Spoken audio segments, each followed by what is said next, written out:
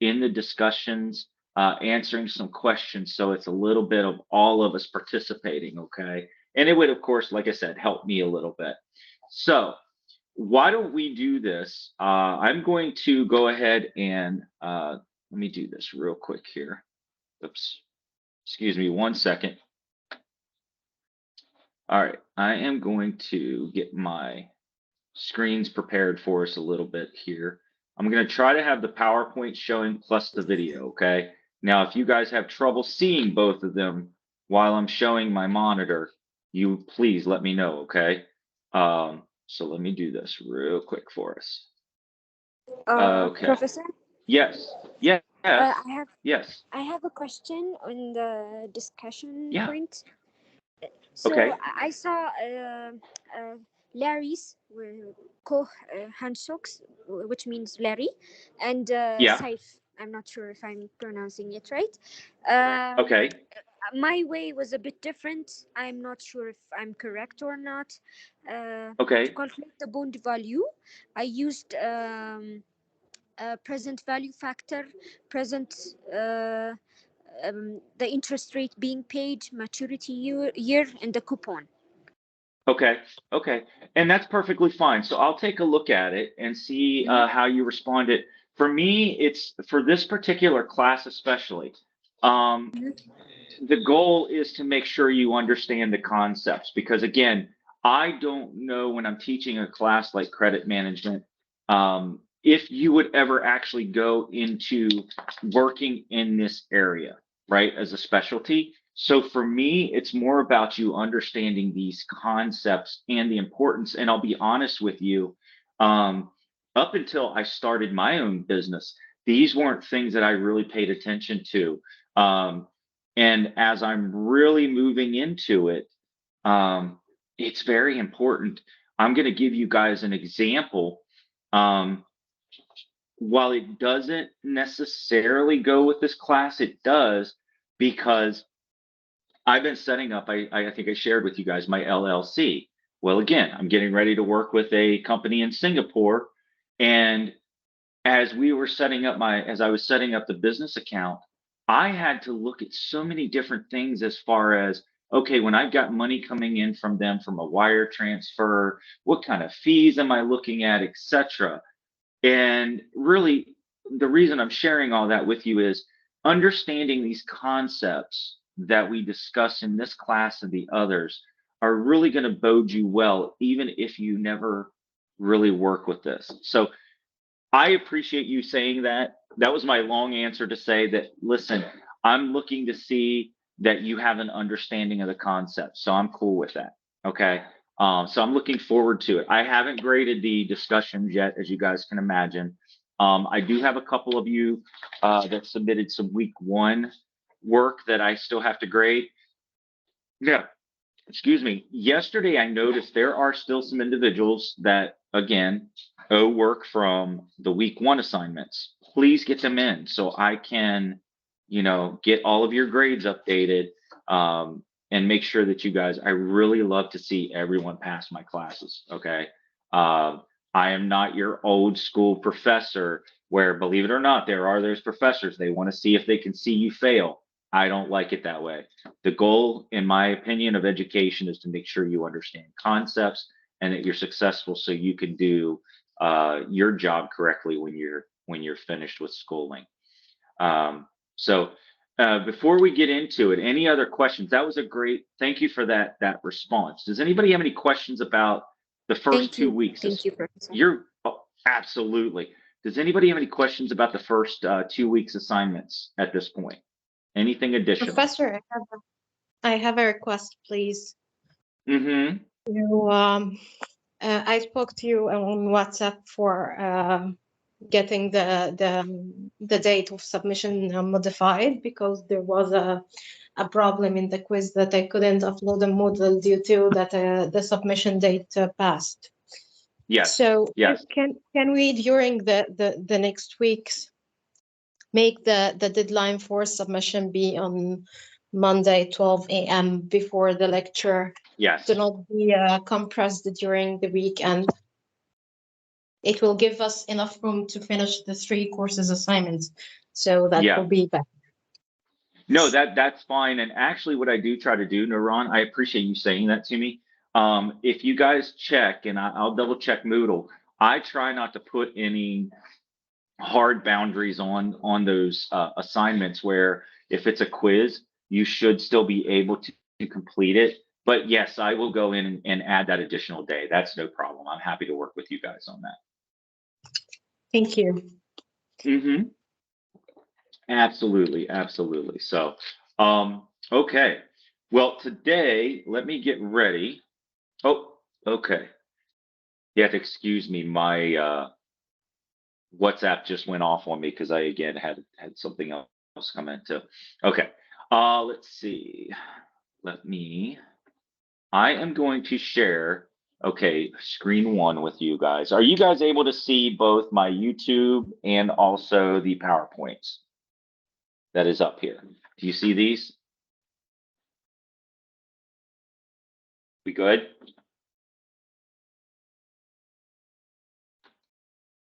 Hello? Anybody? Yes, Can you guys Professor. hear me? Oh, okay, Yes. cool. Clear. I didn't hear anything. Sorry about that. Okay. So realistically today, we're going to be covering in chapter 5, we're covering money markets. And then chapter 6 is going to be, we're going to be looking at bonds, okay? The bond markets. So like I said, today I'm going to switch it up a little bit. I'm going to use a combination of videos and like I say, after class, for some reason my playlist share is not letting me do it, but after class I will give everybody access to both the chapter 5 and chapter 6 playlists that I've created. Some of these videos that I'm going to share today are going to be good in length for you to get the concept, to get the idea, for us to have discussion. Some of them I won't actually be able to share or show you today because of the length, but you will have the ability to see them once I get you kind of access to things. Okay. So let's get into money markets. So what I'm going to do today, again, because I am not feeling the greatest, I'm going to start with this money markets funds, what you need to know, and then we're going to go back into the PowerPoint and we're going to have a quick discussion. I do apologize if you hear the dogs. I try to keep them out in the background, but as you can tell, they want to act up because I'm here with you. Okay. Now, do me a favor. I'm going to hit play. If you don't hear the sound, please let me know, okay? Because sometimes sound can be an issue. But we're going to start with money markets. So let me share this video with you. And all right, here we go. And you let me know if you can't hear it.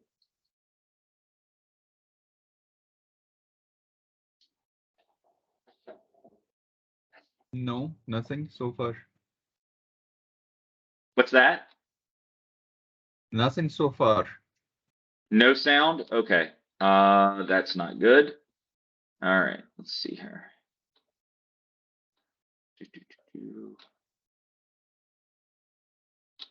Let us look at sound on here real quick.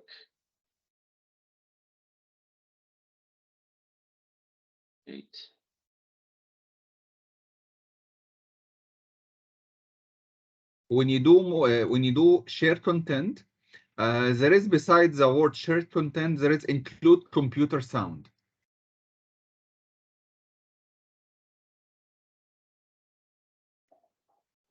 All right, let's go back into this real quick here.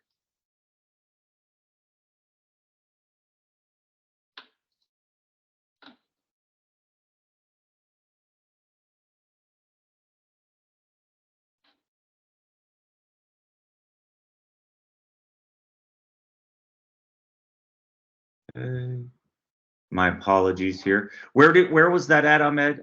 Thank you for helping me with this real quick. In sharing, when you are doing share, okay. Yes. There is share content, right? Let's see. It's the first thing, actually. Can you share your screen? I mean, your full screen. Yes, let me do that real quick. Okay.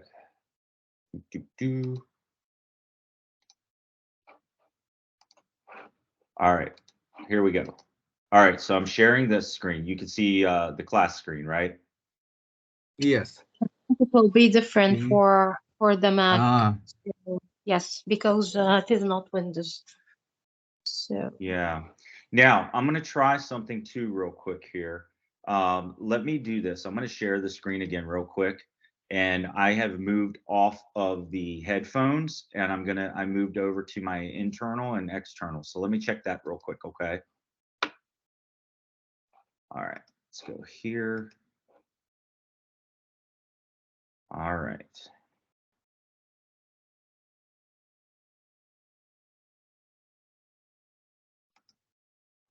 Okay. All right, let's see here.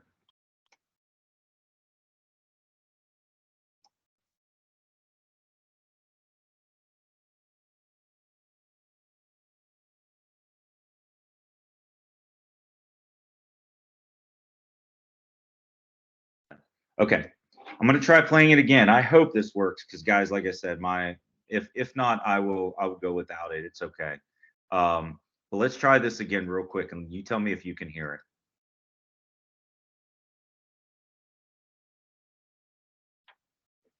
Oh,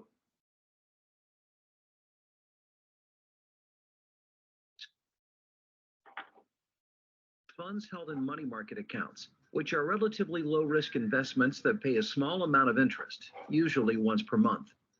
Money markets are highly liquid, meaning you have instant access to your funds. Some investors use the liquidity of money markets to pay for expenses, while others might use it to move in and out of investments like stocks or bonds. Money markets are liquid and low risk because they invest in short-term debt, such as Treasury bills, commercial paper, and repurchase agreements, among other investments. That's because most of these investments mature in less than 1 year, and on average, the maturities are as short as 60 days or less. This means investments are frequently maturing and being replaced to limit exposure to losses. While these investments are maturing and being replaced, they pay a small interest payment and offer investors ample liquidity. Keep in mind these investments are exposed to risks similar to other debt investments, such as changing interest rates. There are generally two types of money markets: accounts and funds. Banks and credit unions offer money market accounts, and the investing world offers mutual funds. In this video, we'll focus on money market mutual funds. Unlike other mutual funds that invest in stocks and bonds and fluctuate in price, certain money market funds seek to maintain a stable price of $1 per share and pay a small interest payment once per month. The interest payments of money market funds are usually a little higher than similar savings vehicles, such as checking and savings accounts. But with a money market fund, interest rates are usually variable, which means they might increase or decrease. With a slightly higher interest rate comes slightly more risk. This is an important distinction between money market funds and checking and savings accounts. Although rare, it's possible to lose money in a money market fund. Such losses did occur in a few money market funds during the financial crisis. Another aspect that sets money market funds apart from traditional savings accounts is the management fees. These fees are assessed in the form of an expense ratio. And although these fees are small, they're another drawback of money market funds. There are many types of money market funds, but they're generally divided into two types: taxable and non-taxable. Like the labels imply, interest from taxable money market funds are subject to taxes, while interest from non-taxable funds may be exempt from certain taxes depending on local laws and individual situations. Non-taxable money market funds generally invest in short-term municipal securities. But before investing in a non-taxable money market fund, you'll want to check with your accountant or state tax authority to make sure the fund you're considering qualifies for tax exemption. One place you're likely to find a taxable money market fund is in an employer-sponsored retirement plan, like a 401k. Because these accounts already defer taxes, there's no need for a non-taxable fund within them. In a retirement account, a money market fund allows investors to allocate a portion of their portfolios to the cash asset class. This can be useful when investors want to move out of riskier assets, such as stocks and bonds, during volatile times, The goal of a money market fund is to limit losses and pay a small amount of interest. However, one drawback of money market funds is that interest paid may not keep pace with inflation. This means your cash may lose value. But while no investment is 100% safe, money market funds are among the lowest risk investments.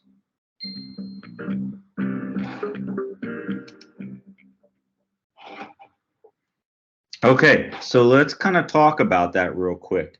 What was let's see, Winnie, what was your takeaway from that? What would you say as far as money markets? What's a positive of us looking at money markets?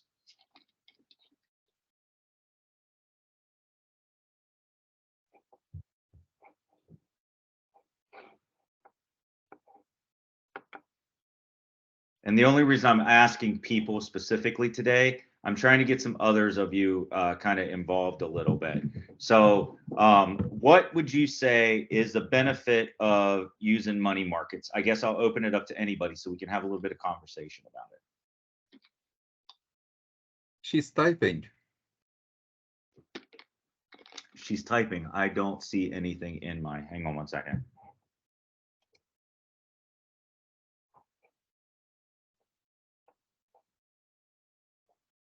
Okay, did get something for Dania there. It is among the lowest risk, absolutely. What's another benefit of it? Anybody else? Being less than a year. Yes, exactly, Nuran. I like that. Yes, it's short term, right? So the value of it, not only is it low risk, but the fact of you're not waiting a long time for it, it's not going to build a lot in there for you. So again, the money markets primarily, they exist because their goal is to minimize the cost of maintaining the liquidity, right? So that's one of the big things. So what's our key takeaways? Money markets involve the purchase and sale of large volume, okay?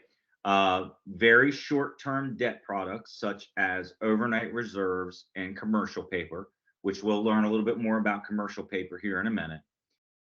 Individuals may invest in money markets by purchasing mutual funds, buying what we call treasury bills, or opening up money market accounts at their bank. So there's a couple different ways for us to work with it. And money market, investments are characterized by safety, which we just talked about, and liquidity, with the money shares targeted at around $1. Okay. Money market accounts offer their higher interest rates, right? We saw that in the video, than a normal savings account, but there are higher account minimums and limits on withdrawals. Okay. So again, there are higher account minimums that are going to be required to get into it, and there are going to be limits on withdrawals. Obviously, because of, why would there be a limit on the withdrawal? I mean, what's the obvious reason? Anyone?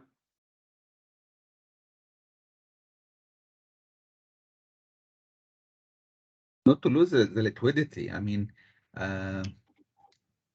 it has, as per my understanding, withdrawing a lot will cause a problem. Right. Shortage. Right. And also to me, Ahmed, the reason go ahead. I'm sorry. Please finish your statement.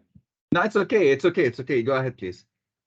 No, I was going to say the last thing for me is the fact that it's a short-term debt, right? Why would you're going into it already knowing short-term. Why would you want to pull that?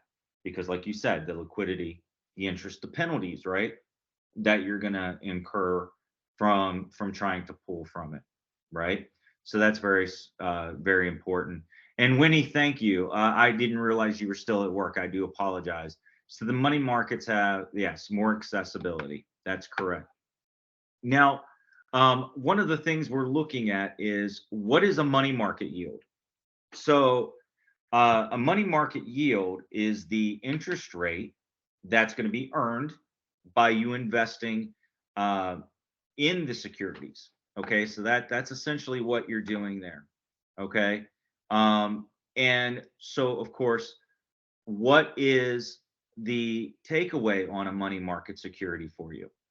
So our takeaways are that the money market yield is what money market instruments are expected to return to your investors. The money markets involve the purchase and sale of large volumes. Again, we just talked about that. And short-term debt products such as overnight reserves. Again, and we just talked about the commercial paper. And then your investment is the different types of bills and such that you would purchase. So let's talk about discount yields. So what is a discount yield? A discount yield is a way of calculating the bond's return when it's sold at a discount or to its face value, which is expressed in a percentage. The discount yields commonly used to calculate the yield on the municipal notes, the commercial paper, and the Treasury bills sold. So obviously, why would you think companies would be interested in a discount yield? Okay, again, taking away, discount yields compute the expected return of a bond purchased at a discount and it's held until maturity. The discount yield is computed using a standardized 30-day month, 360-day yield, and the calculation is commonly used for evaluating Treasury bills, and zero coupon bonds. When do you think it might be good for a company to consider using a discount yield? When do you what's the time frame? Or when might be the best time?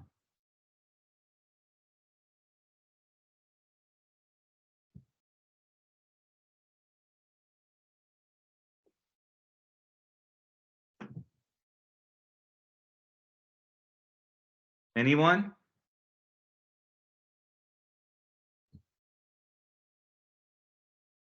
Okay. So discount rates, they're going to help us steer the Fed's monetary policies. So at the beginning of the last recession, the Feds lowered the discount rates to help the stressed institutions cover their costs. So that would be one of the reasons when companies would want to be able to do that. In those situations, short-term loans tend to get a bit longer. And at the height of the financial crisis, loans with a discount rate were being as long as 90 days. Okay. So again, what would be the purpose if I'm a company and I am short on the cash, I'm short on different things, wouldn't I want to put into these quick earning type of products to get some money in return, right? That would be the reason we would want to do it, because of the fact that these are short term and they've got the higher interest rates. Okay. Now, what are some features of the discount yield? Okay. Discount yields use a terminal price or the security's face value as their base price in calculating an annualized interest rates, whereas the bonds, which we're going to cover here shortly, those yields are based on a purchase price of the security itself. So the yields use the 360-day rather than the 365-day to compute the returns. So a discount yield can be converted into a bond equivalent in the following. Okay. Now, I don't have the equation broken out for us, and I do apologize. That's on me. Now, we have what's called single pay. What is a single pay yield? Some of our money market securities, like non-negotiable or negotiable CDs and Fed funds, they pay interest on single payment securities, normally assuming that 360-day year. Okay. And again, we compare those rates against the securities of the nominal interest rates. Okay. So what I wanted to show you was we talk about, you know, what are we talked about earlier the default risks, right? And the reason we want to purchase these yields and the fact that they're short term, they do have the default risk. What I want to show you is a quick video that talks about default risk, and then we're going to go into the money market interest instruments that are available. So let's watch this video and let's talk about the default risk. Hey everyone, welcome to Finance 101. In this video, we will talk about what is default risk in bond market, not stock market, but bond market. So specifically, default risk is important to understand for those investors who are trying to invest in bond market, in bonds, government bonds, corporate bonds, and such things.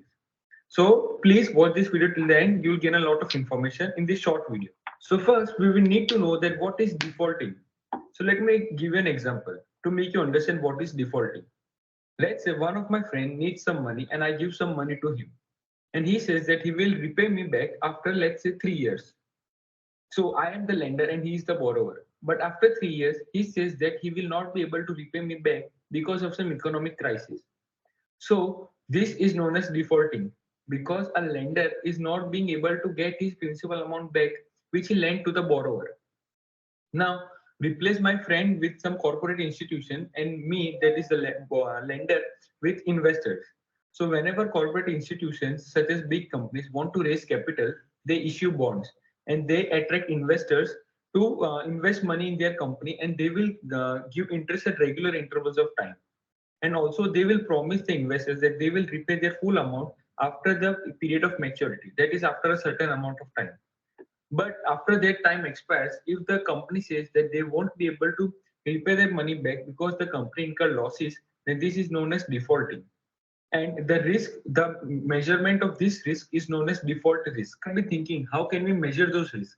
Well, whenever company issues the bonds, there are ratings associated with the bonds that are being issued. That is AAA, AA, B, double B. So the higher the rating, the highest rating is AAA. The less risk of defaulting and more trust the SEBI has in that company of repaying the amount back. And less the rating, that is less than double B, for example, then higher the case of defaulting and less the trust that investors have in that company of repaying that amount back.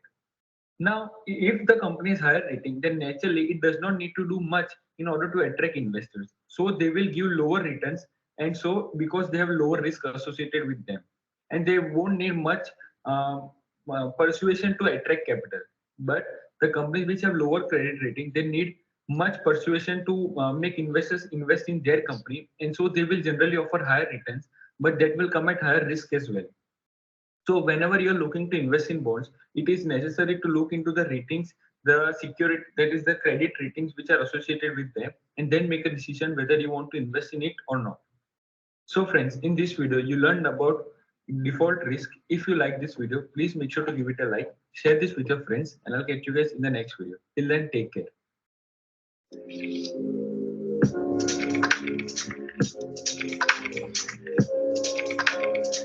Okay, so in that video we just watched, again, it was talking about bonds, which we're going to talk about in chapter 6, but the concept that I wanted you to think about and learn about was default risk, right? We've been talking about the money market. The concept is still going to be the same when it comes to that potential risk and the default risk, right? I liked the example he shared of, again, personal. So Ahmed, if I had that where I was going to borrow that from you and I could not end up paying you, that's the default, right? Or the risk that's associated with it is the default of not being able to pay. We run into that with the student loans too. That's a big issue in the US because remember earlier I shared information with you about in that one video about the inflation, where it can't keep up with inflation, right? Student loans, the government is the one lending that money to the students. Now that's a long-term and in many students' cases over these money market short-term loans, but the concept is the same in the fact of we've got individuals that have now borrowed these monies that promise to make the payment back, but because they're not earning as much as they were expecting to, they are unfortunately not able to pay those loans to the banks, which not only, of course, are they defaulting, the banks have lost this money, and there's the risk that they took by lending that money, right? So the concept is all there in that sense. Does that make sense where I was trying to compare that a little bit to you after watching that video? I want to make sure.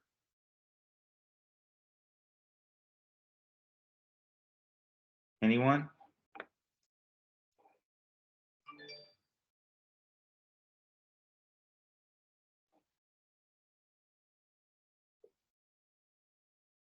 Okay.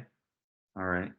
So I'm not sure, maybe it's my question, or is it that I wasn't clear on the concept I was trying to explain.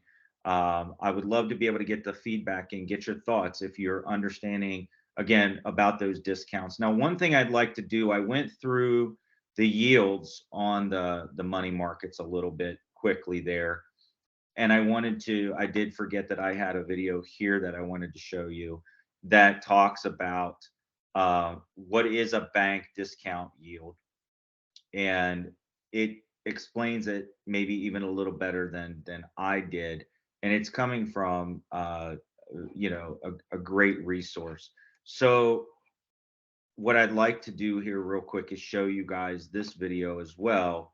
And then again, we'll get into the money markets, because I do think it's very important to kind of understand these yields and have a better understanding than maybe I have explained to you today. So bear with me. The goal is not just to give you all videos, but I still want to make sure you guys understand the concepts that we're discussing today.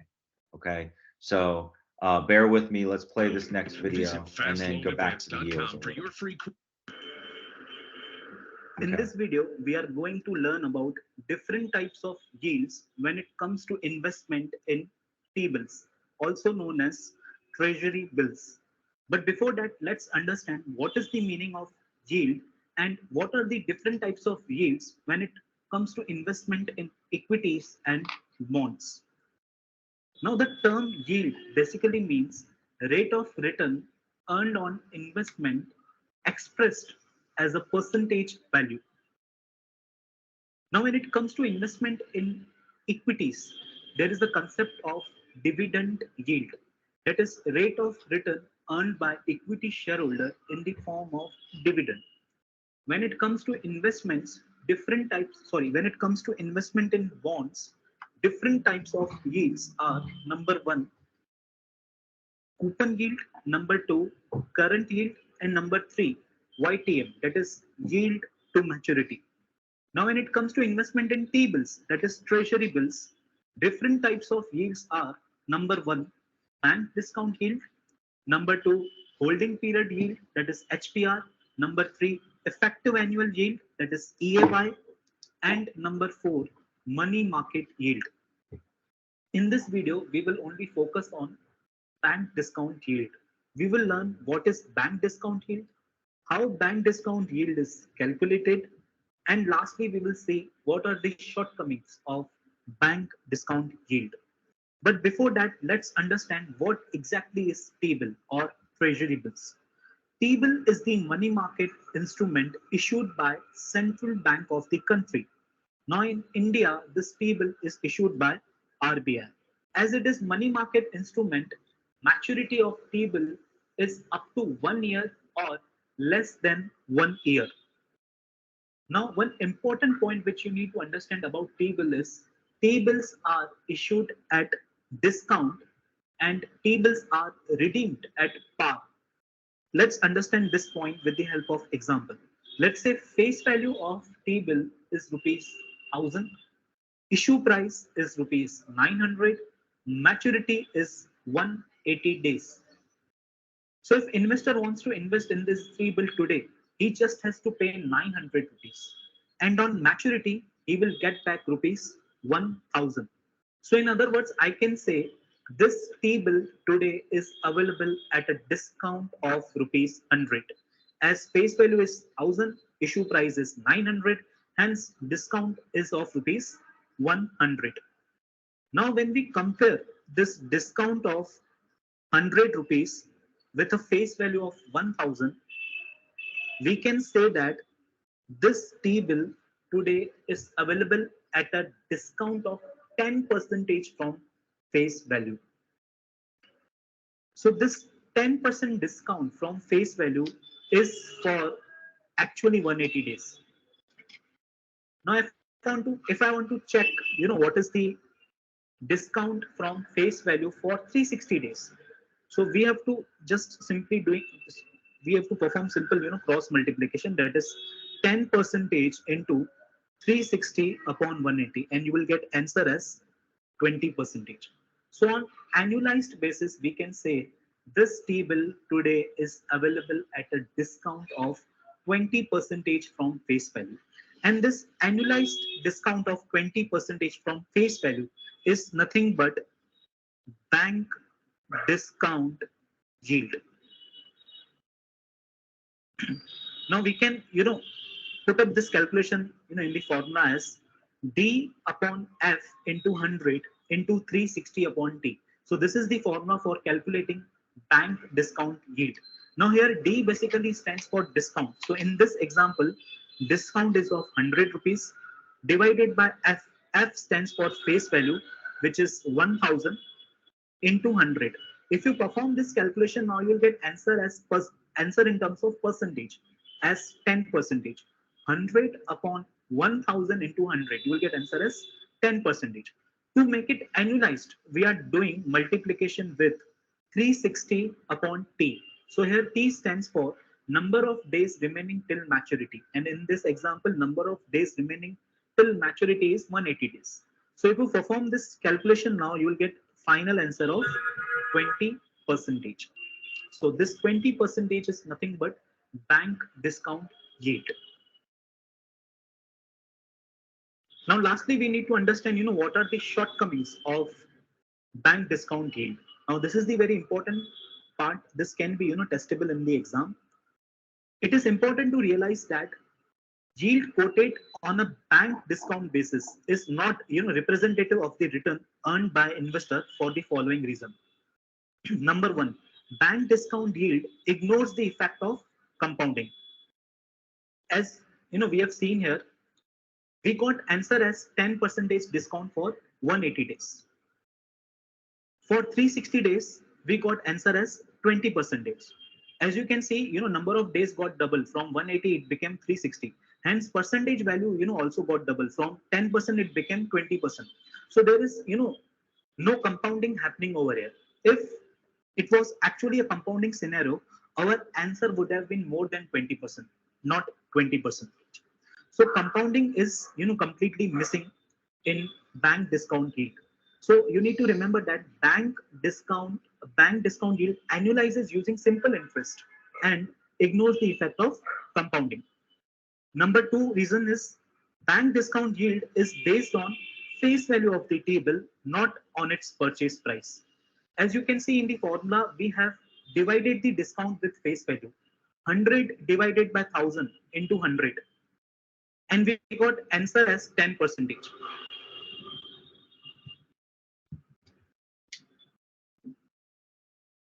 So this 10% is not the actual return, earned by an investor. To calculate, actual return earned by an investor, what we have to do, we have to divide this 100 with 900. So this 100 is nothing but return.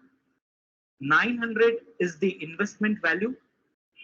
So now if you compute, return on investment, that is ROI, you will get answer as 11.11%.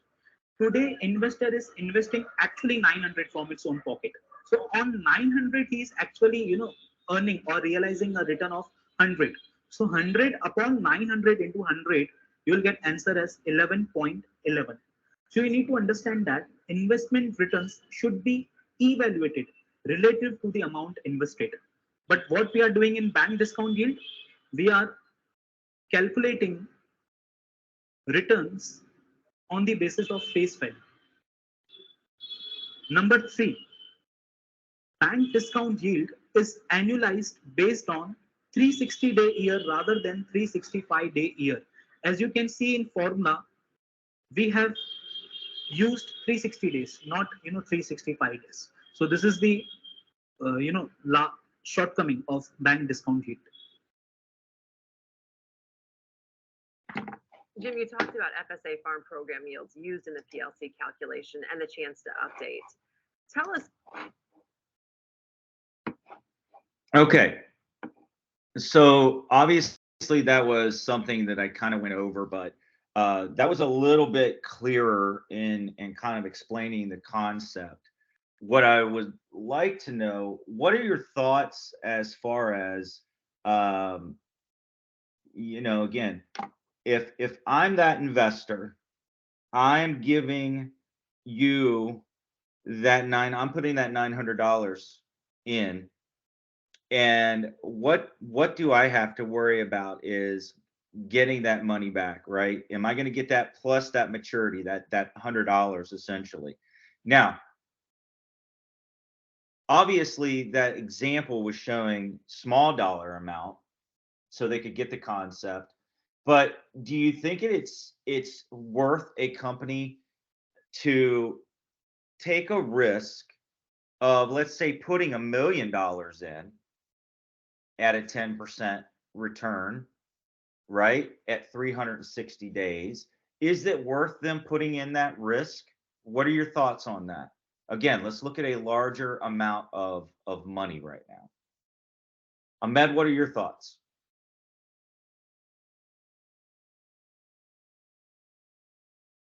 I don't know, to be honest. Okay. So again, they used an example of $900, right? Saying that at 360 days or at 180-day maturity, you're going to have your money, the 900 plus $100 more. So you're getting $1,000, right? So you're saying, hey, you put your money in here, you're going to make $100 on it. Is it worth for a company? Let's increase that amount to 900,000. So at 900,000 at a 10% yield, saying at 180 days, I'm going to get 100,000 back.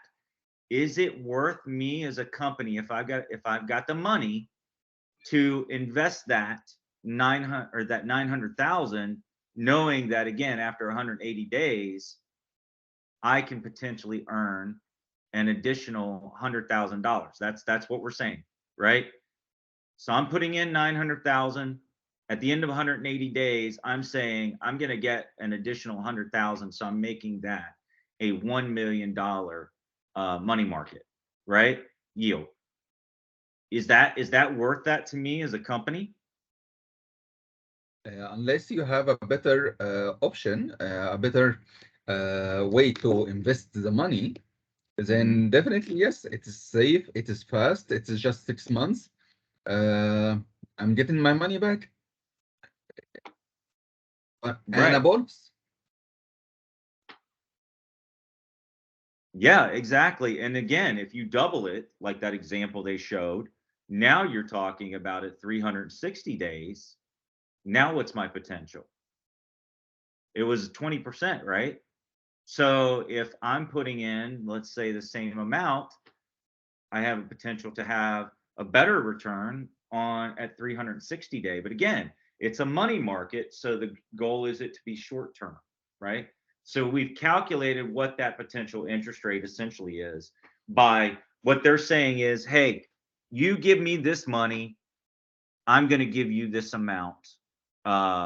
Basically your initial investment plus, right? And the yield is us calculating, well, what is that percentage I'm getting, right? Because let's say, for example, on that $900, that company said to you, okay, at the end of 180 days, I'm going to give you $25. So a quarter of that $100 we're talking about. So, hey, let me borrow $900 and I'll give you $925 at the end of 180 days, right? Well, what's that yield? What's that percentage? Anybody want to quickly calculate that for me?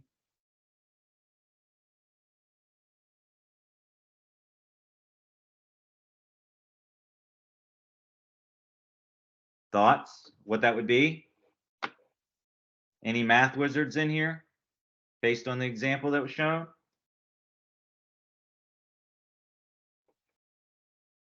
Okay. So if we think about that, 5.5%. actually it would be, okay, so think about it quickly, Ahmed. That's not correct. But if you think about it, $900, I'm going to give you $925. Remember that original example was they said, hey, I'm going to give you $100. So it'd be $1,000, right? Total. So it was So approximately 25 divided by 900 into right? 100. Sorry, into 100. That's 2.7. 2.7. Exactly. There you go.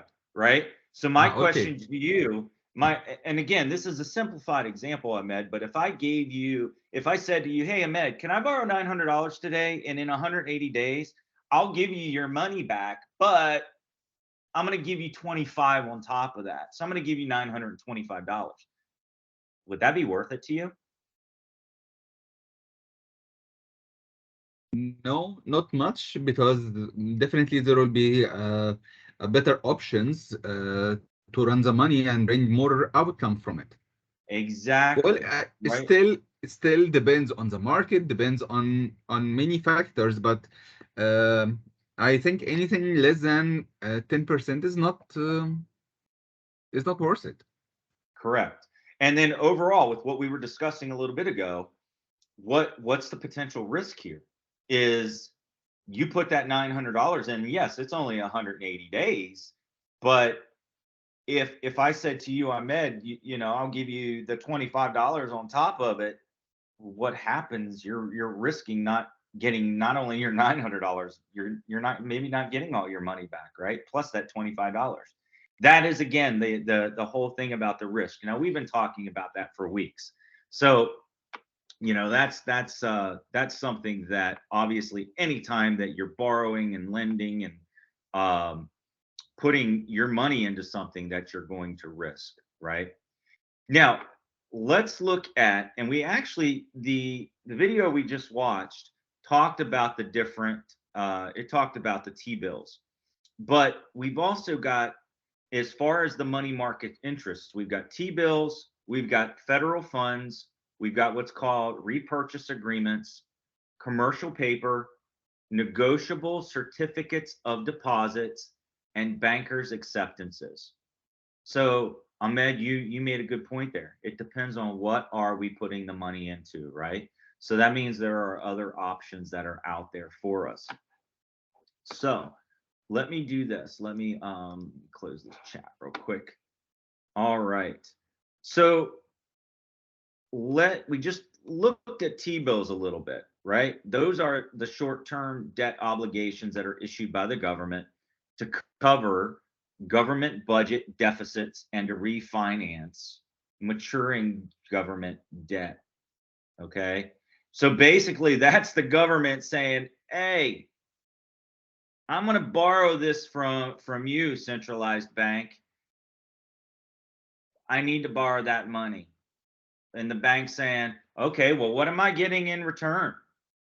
Right? What am I going to get? And they're using that to cover those short-term deficits, right? That's essentially what the T-bills are doing. Now, let's talk about a Treasury bill auction. That's the process by which our Treasury sells new issues of T-bills, right? So they're saying, hey, invest in me, give me some money, okay? But you're doing it as an auction, okay? Now, have any of you ever been to an auction? Have any of you ever put bids in on something at an auction? Other than eBay, nothing. Rather than I love it. Other than eBay. Exactly. Right. All right. So essentially that's what we're doing here. They're saying, hey, we're going to have an auction and we're going to give you you get a chance to invest this money, and this bid could be on, you're going to give us this, but eventually I'm going to give you money back plus some. You're taking a risk again because you're saying that, Ahmed, I'm going to purchase that car on eBay. I'm putting in my bid for $5,000. But in this case, rather than you just buying the car, they're saying, hey, we're going to give you that money back plus some, but you got to say, you might have to go from putting $900 in as your bid to get that money back to it may cost you $1,500. So they're saying, hey, we want your money. Give us more money. Give us more money. But we're going to give you a higher return, potentially, right?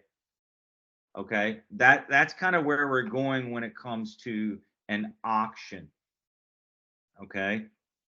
Now, these are some, let me lower this a little bit. So these are some auctions results from 2019. Now these are in billions of dollars, right? So they're saying that for, let's say, $1 billion, this 12-week auction paid out at 111 billion, depending on the amount that was put in. So, okay, you're going to make money, this amount of money on a 12-week Treasury bill auction, right? It all comes down to, for me putting the money in, I'm going to give you your money that you put in plus this amount if you put that auction, if you do that auction. And then, of course, then there's a 26-week auction. Okay. So these are kind of the results and what the payout was.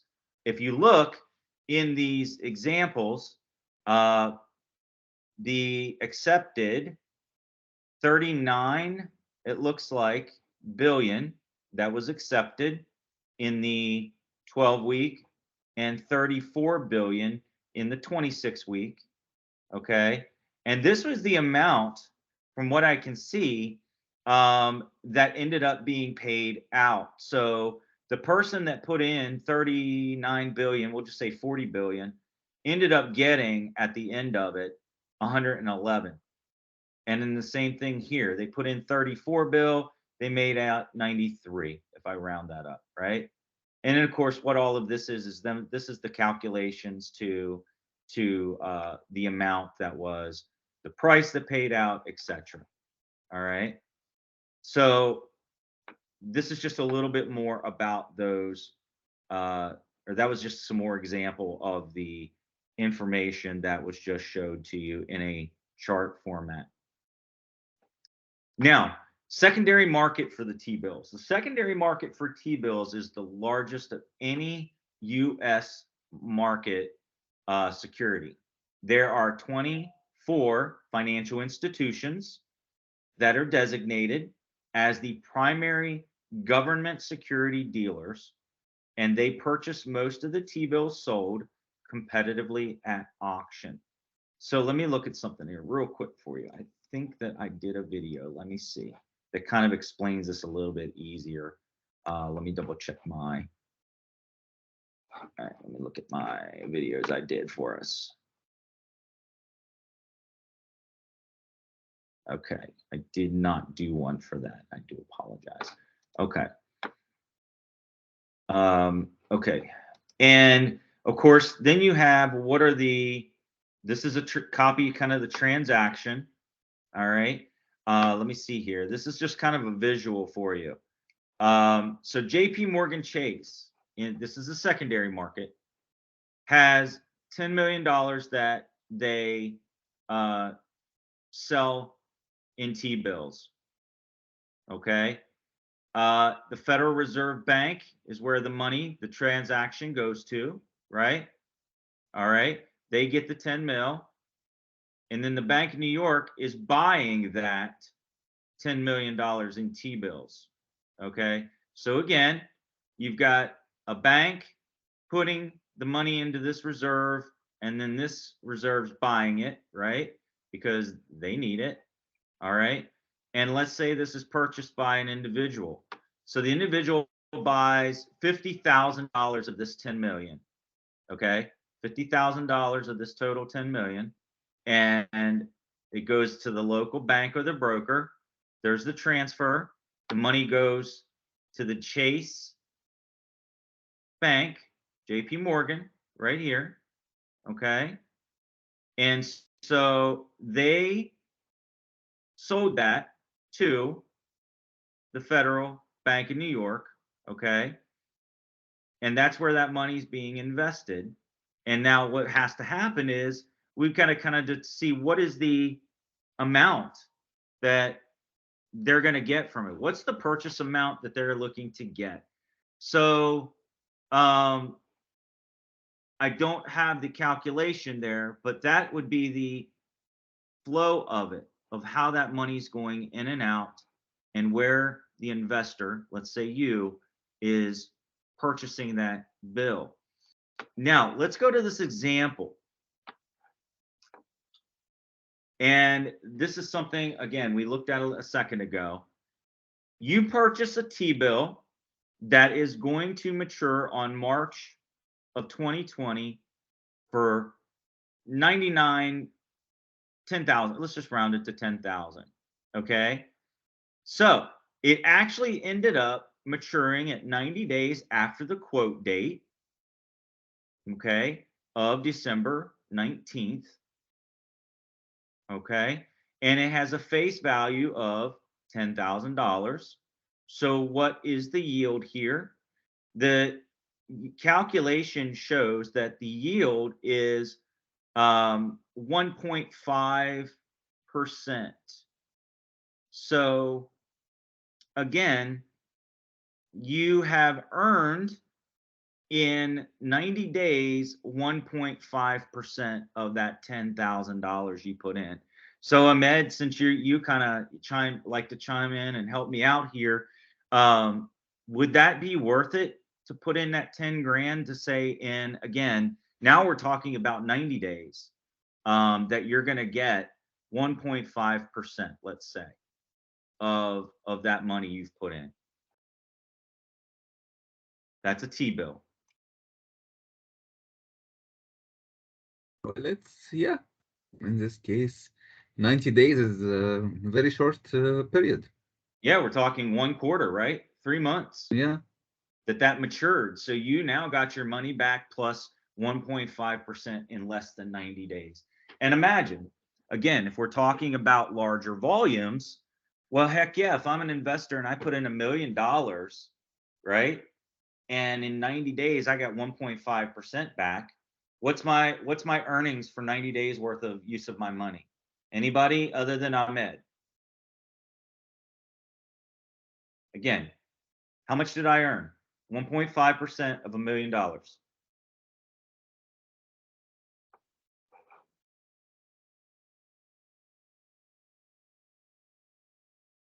I need the Jeopardy thing, the Jeopardy sound.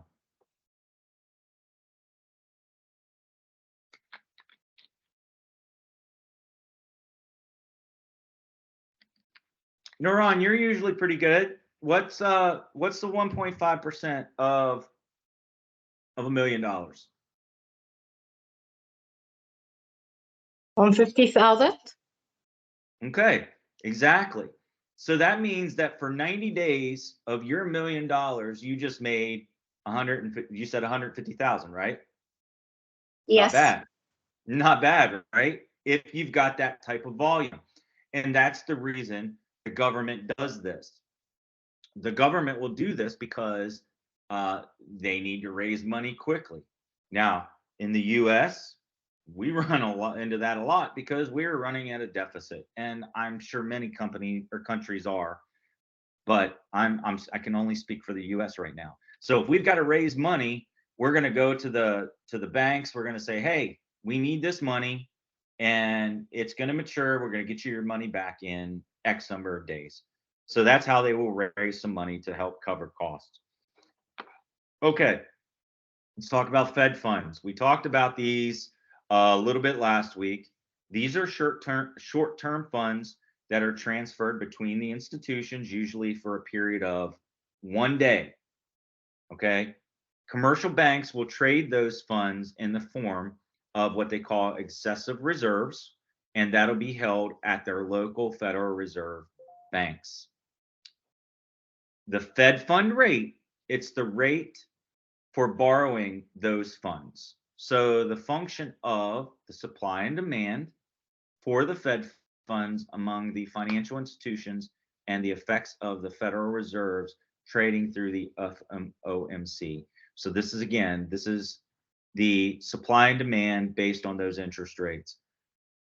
The primary risk of this interbank lending system is that the borrowing bank does not have to pledge any collateral for the funds it receives, which are usually in the millions. Okay, let's break that down. If I go get a loan from my bank in, let's say, the amount of $1,000, they may not require me to put down collateral. Okay. If I'm buying a mortgage, though, from my bank at, let's say, 300,000, they're letting me borrow it. What's my collateral? What is, for that amount of money, what is the bank going to want for letting me borrow that money? Anyone?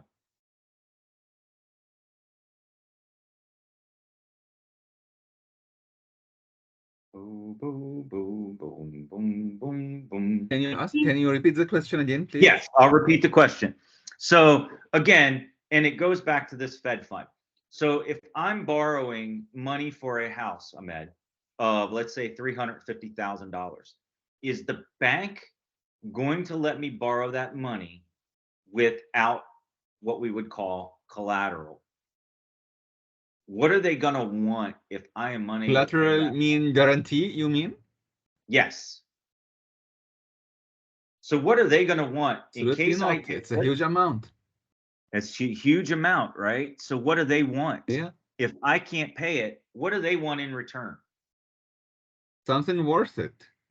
Which is going to be what? If they're, again, we're talking about a mortgage loan. What would they want? What's the collateral? The house. The house, exactly. That's what we're talking about here when I was saying there's no collateral. Again, if I was borrowing $1,000 from my bank versus that $350,000, they're going to say that, okay, you're talking about $1,000. We're not expecting any collateral. We'll take our risk that you're going to pay that back. And if you don't, we don't have anything that we're going to take from you other than your credit, right? But we have nothing that we're taking from you. Whereas again, if it was a $10,000 for a car, well, they could take the car, right? So that is what they're talking about here when they talk about the primary risk of the no collateral being involved. Okay. And Nuran, you were going to say something. What were you going to say?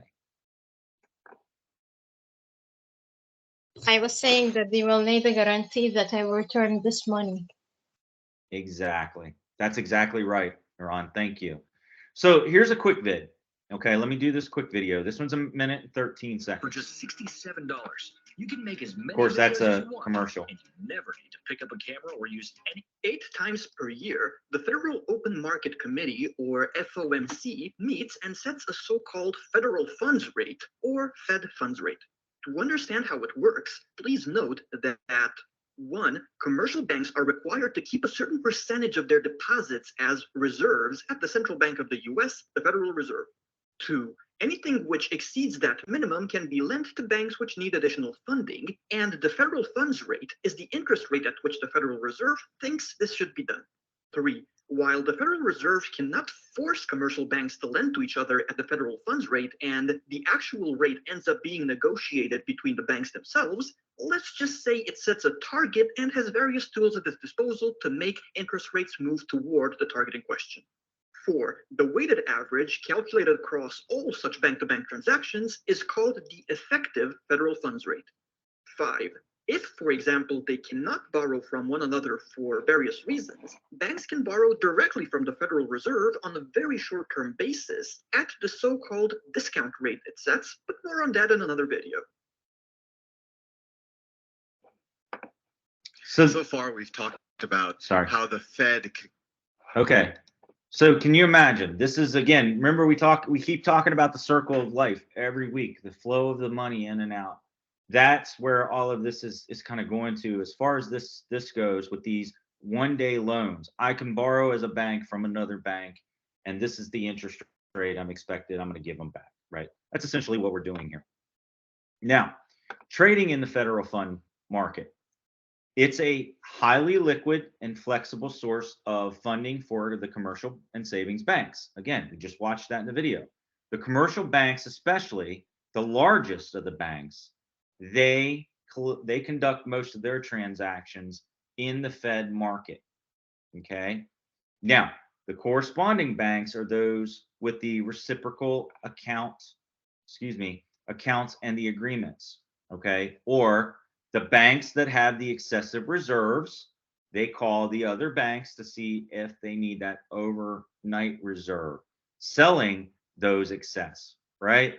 So that's like me saying that, hey, I've got an extra $200 in my account, right, that I was not expecting after I did my budget, etc., right? Because I expected my account to be at $800 in the bank at the end of the month, but I have 1,000. So guess what? I'm willing to let you borrow that $200, but I'm going to charge you. I want my money back, but I want a discounted rate, but I want my money back too, plus interest, right? So that's me allowing them to borrow my excessive funds because it's money that I didn't expect to have, I didn't need, okay, that I can afford to give you. So Ahmed, hey, I've got $200. I'm going to let you borrow it, okay? I'll let you borrow it to do what you need to do for the day, but I do want it. I want it back plus a small percentage. Is that cool? That's what I want. Sure you want it back?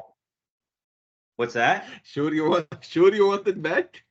Yes, I want it back, but I want it back within a day. But the good news is though, when you give me that money back in the day, you're also going to pay me a 5% because you needed that, right? You needed that money to pay something real quick. So I'm letting you borrow it for that day. I want it back, but I also want some interest on top of it, right? Have you ever heard of short-term loans, right? That happens all the time in America. I don't know about other countries, but we might say, let's say we've got a bill that's due, but we don't get paid for, let's say, another week or two.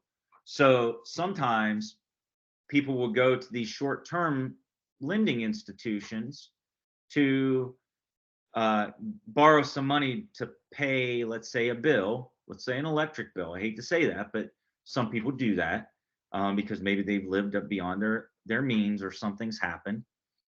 And that short-term lending institution says, yeah, I'll let you borrow that money.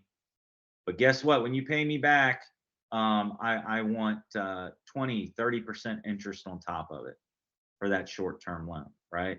So this is that bank saying, yeah, I'll work with you, but I want it back. We're not talking for a long period of time. We're talking maybe a one-day investment period. Okay. It's kind of where we're talking here. Okay. Now, let's talk about what we call the repurchase agreement. This is a repo or RP. This is the agreement that involves the sale of our security by one party to another with a promise to repurchase it at a specified price on a specified date. Okay. Now, most of these repos, they're collateralized, meaning the seller is going to hold that security to back the transaction. Okay. So collateral has a haircut applied, meaning the loan is slightly smaller than the market value of the security pledged.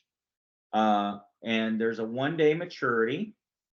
And so they're called overnight repos, while repos with longer maturities are called term repos. Now, a reverse repurchase agreement involves the purchase of the security by one party from another with the promise to sell them back. Okay, so let's talk about repurchase first before the reverse repurchase. Let's look at that again. It's an agreement involving the sale of the security.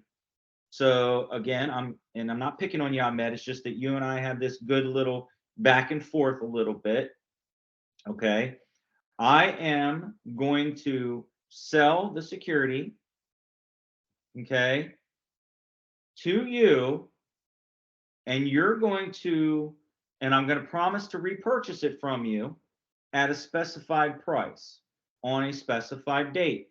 So I'm selling you, let's say I'm going to sell you, Ahmed, I've got a Lamborghini that I'm selling to you, Ahmed. And you're giving me money. Okay. I'm selling it to you for money, right? Okay. But after 90 days, Ahmed, I'm going to buy the car back. Okay. At a different price. And that price could be more than what you loaned that, or you gave me that, or you sold it to me for, right? Okay. Makes sense? It makes sense. And at the same time, I can use the fund, or in our case, the Lamborghini, Yes. for my own benefit or for my own gains, but I have to be sure that it is correct and ready at the time of repurchasing, right? Correct, right? Well, it's a win-win Almost for like, me. think about it, almost like it's almost like a rental agreement, right? With that car, right? You're essentially, I'm lending you that car for money, but I'm promising I'm going to pay you back plus, right? Exactly. You're on point with that one. Okay. Now, on the opposite end, the reverse repurchase agreement, it involves the purchase of the security by one party from another with the promise to sell it to them. Okay. So again, it's you saying, hey, Terry, I want to buy that car from you, but I promise I'll sell it back to you. Okay. It's just semantics here is what we're kind of talking about. Okay. That's just the terminology we're using right now. So repurchase agreements are arranged directly between two parties between the help of brokers and dealers. Okay. Again, if I was going to go to buy that from you, Ahmed, that car, or sell you that car, excuse me, I may go through somebody else to make sure it happens. Well, what's that broker doing for us? He's kind of being that, he or she is being that mediator to make sure that it happens, right? But we're going to do that between us to make sure it's kosher. Okay, that's essentially what we're doing. Now, the yield on those repos is going to be calculated as the annualized percentage difference between the initial selling price, okay, and the contracted repurchase price. So what we're saying there is that if you want to know how much you're making from letting me sell you that car, you would use the calculation to do so. So again, we'll go back to a while back we talked about I sold you that car, Ahmed, for $5,000. You bought that Lamborghini for $5,000. And I promise, Ahmed, I'm going to buy it back from you for $5,500. So what you're going to do is you want to calculate the yield to determine what is that percentage of that $500, right, in earning now. Is it really worth it? That's the yield. That's what we're trying to find out. Is it really worth doing? Okay. So again, it goes back to the risks that we've talked about. Oh, and by the way, though, nice part is, Ahmed, in this particular scenario, I sold you a Lamborghini for $5,000. If I don't pay you back, what happens? You lose a Lamborghini with maybe 500,000 rands. Yeah, exactly, right? Yeah, 500, yeah. Yeah, so you got a Lamborghini now, and shit, excuse my language, guys. Shoot, I'm out of Lamborghini, and I sold, by the way, I sold you that at a very discounted rate, that Lamborghini. Just so I could borrow the money, but I needed it, right? So here I am, I'm selling you this Lamborghini at $5,000 because I need that money really bad. But then what I invested that money in, it went belly up, and now you get a Lamborghini. So I'm out not only that $5,000, but I'm out the value of that particular Lamborghini. So Merry Christmas, Ahmed. That goes to you. All right, let's go on to commercial paper. So commercial paper is an unsecured short-term promissory note that is issued by a company to raise short-term cash, often to finance working capital requirements. Okay. All right. One of the largest in terms of dollar value outstanding of the money market interests, with nearly $1.1 trillion outstanding as of December 2019. Okay. This is, again, a money market interest that is one of the largest, with 1.1 trillion. That is a lot of money. Now, companies with strong credit ratings can generally borrow money at a lower rate by issuing commercial paper than by directly borrowing from banks. Why do you guys think that is? Again, let me read that and then give me what your thoughts are. Or go ahead, Ahmed. Were you going to say something? Go ahead. No, I was going to ask you to repeat again. Yes. So again, companies with strong credit ratings can generally borrow money at a lower interest rate by issuing commercial paper than by directly borrowing, i.e., borrowing loans from banks. Okay. Why do you think those companies with a strong rate can generally borrow money at a lower rate? Why do you think they can get a lower rate? Guarantee of repayment. That's exactly right. Exactly. So just like when, again, with leasing of vehicles, why are companies more willing to lease a vehicle to somebody or with good credit versus somebody with bad credit? Well, because they know that they're going to get their money back plus some in many cases. Okay. So that's why we look at credit ratings. That's why credit ratings are important. Now, these type of papers are generally sold in denominations of 100,000, 250, 500, and 1 million.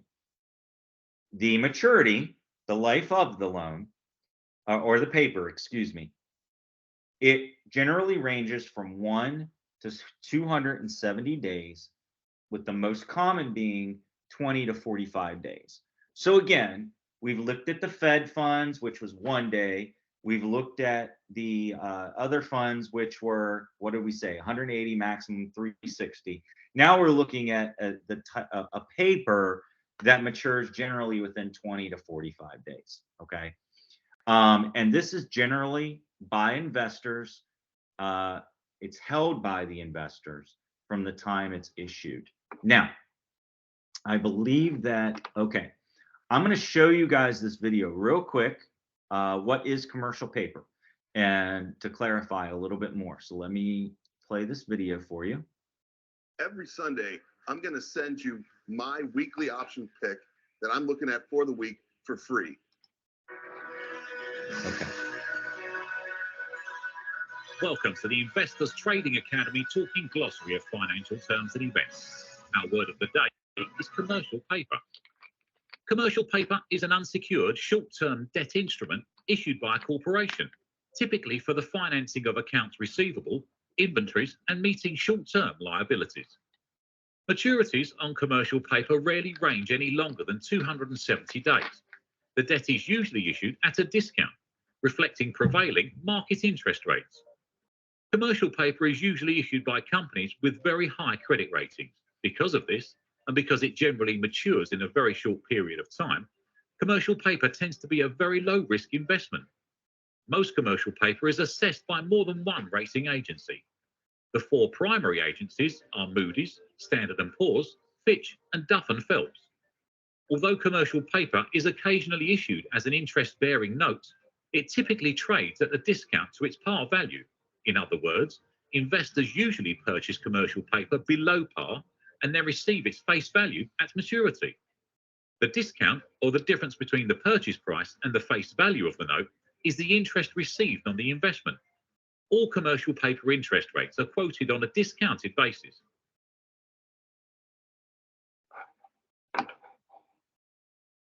Okay.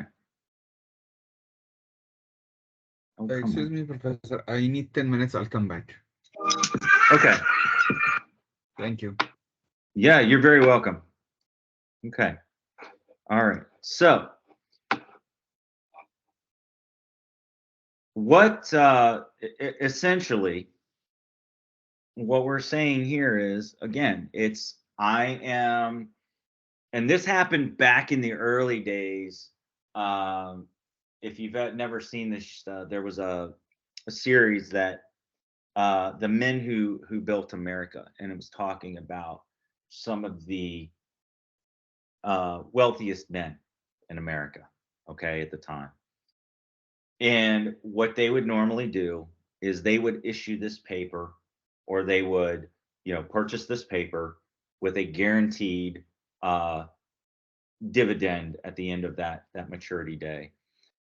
We talked about this a little bit ago, and again, we're just talking about the borrowing of money.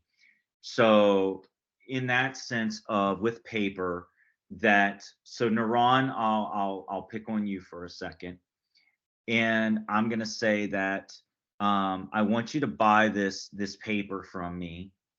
Okay, I want to sell you this paper for $100,000. Okay, because you have great credit, and I know that the investment is worth it. You now have invested in me. I am going to give you for that paper, after, we'll say 45 days, that 100,000 that you borrowed, or you let me borrow, excuse me, I'm going to give you on top of that for the face value of, we'll say, $150,000. So again, for 45 days, letting me use your money, that 100,000, the face value of that paper is going to be 150,000. Okay, so you essentially have now made 50 grand in a matter of 45 days, right? Now, the question I have for you is, again, just like I asked a little earlier, is it worth it? Is that worth it 50 grand for maybe 45 days? Yes, of course. Absolutely, right? So that's cool. And you have a quote unquote collateral because you've got the paper now that said, hey, this is showing, this is what I'm getting. I bought this paper, says $150,000. So that's what I expect. That's the face value of this paper. I need you guys to do me a favor. I need you guys to give me just a second. I will be right back. And then what we're going to do, we're going to switch over. We got about an hour left. We're going to switch over to chapter 6 and look at bonds a little bit. Okay. So let's take like 5 minutes and then I'll be right back. Okay. I'll see you guys in just a second.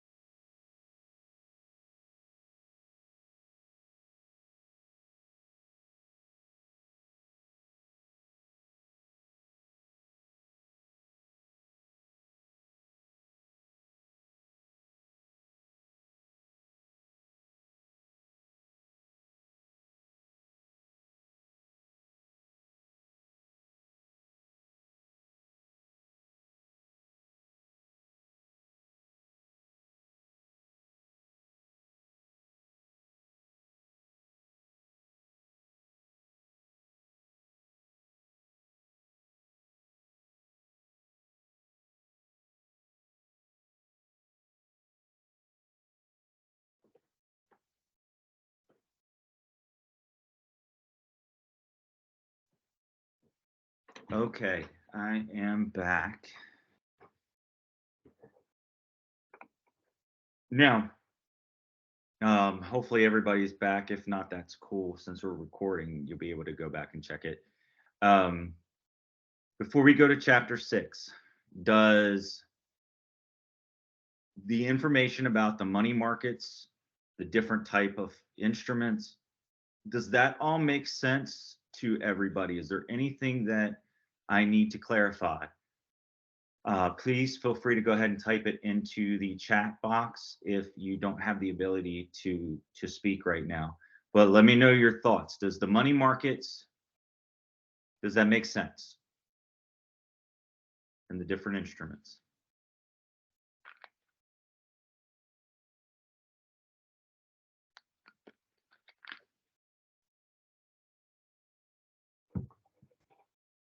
I have a question, sir. Yes, please. So the digital currencies now and trading, it is considered a part of the money market in instruments, or it is a different type, or it is called money in institutions? Can you ask that question again? That first part I didn't catch. I apologize. The digital currencies like the Bitcoin or the Dogecoin, this stuff, are they considered money market in instruments, or they have a different definition? I was going to say we'll cover that in another chapter, but I would not put them into the money market venue. To be honest, because I don't know a lot about the fintech world and the digital currency, I can't see them being in this aspect because they're not necessarily going through the banks per se. From my knowledge of them, does anybody here do you work with digital currency at all? Does anybody here work with digital currency? No? Okay. I don't know that I could put them in there, but I tell you what I'm going to do. I'm going to write that down because that's a great question that I want to research for us a little bit, and I will get clarification on. Okay. I love that you asked. Sir, Yeah. Please. When I was searching for assignment 1 about the regulated non-regulated markets, so what I found that it is a sort of non-regulated money market. Okay, so it is considered part. Okay. Well, that would Yes. make sense. It's unregulated, right? Okay, that definitely makes sense. So I will definitely look at that a little bit more in detail, and I'll put that into the discussion, or excuse me, WhatsApp for everybody, and get a little more clarification for us. Okay.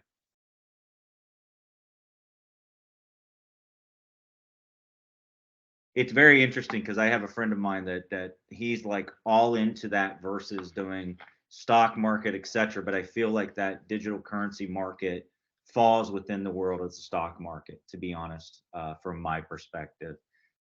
It's I feel like it's a very volatile market in that sense. It's so up and down. So it'll be very, very interesting. Let's do this. Let's move over to the chapter 6, and I'm going to, because my voice is, and I do apologize, my voice is wearing out a little bit. Let me do this real quick. Let me get up chapter 6. And like I said, I am going to get to you guys as far as I'm going to get you access The to bond market plays these videos. So if you want to watch them after the class is over, you'll be able to do that. Okay. Okay, let me bring up chapter 6 here. Okay, so what we're going to be looking at in chapter 6 is bond markets. Okay, so I've got this video here. I want you to watch the video and how the bond market works, and then we'll get started into the PowerPoint and go from there. So watch this video and we'll have some discussion here. The bond market plays an important role in our economy. It's actually bigger than the stock market. As of 2016, the U.S. bond market had some 39 trillion outstanding dollars invested, while the U.S. stock market had just 29 trillion. The bond market is made up of issuers like the federal government, municipalities, and corporations looking to borrow money from investors. These issuers use this borrowed money for different reasons. The federal government might use this money to make Social Security payments or fund the construction of infrastructure like roads. A city or town might sell municipal bonds and use the money to fund local projects, like building a new airport, building schools. Corporations may tap into bonds for the same reason, to fund projects. For example, a tech company might use the money to finance a new factory that will produce the next hot gadget. New projects could have a positive impact on the economy as a whole. The new factory creates new jobs. The factory workers will then have a paycheck that they could spend or invest. Either way, they're helping to fuel the economy. Innumerable transactions like these take place every day. It creates a cycle that's good for the economy. It all begins with a bond transaction between an issuer and an investor. This transaction helps the issuer raise money to finance projects, and the investor benefits by receiving interest on their investing capital.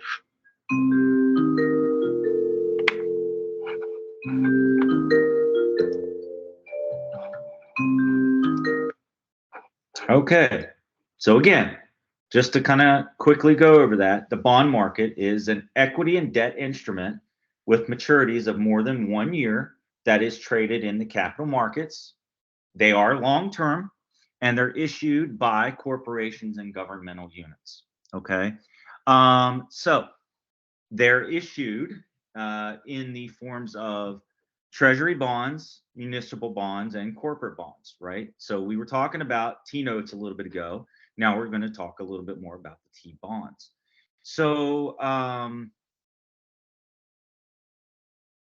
have you ever been approached, any of you, by your local municipality, right? About, hey, we want to put in these new roads. So, hey, we're going to put this bond together that you could invest into, and of course, earn a rate of return. Let me give it a better example. I apologize. That probably wasn't clear. We will sometimes do that in this community. So, for example, our community needed to raise money for, you know, the example they showed was a courthouse, but we needed to raise money for the local pool. And they said, hey, we're going to issue these bonds. And if you purchase these bonds to help us fund this, you will get your money back plus a certain amount, right?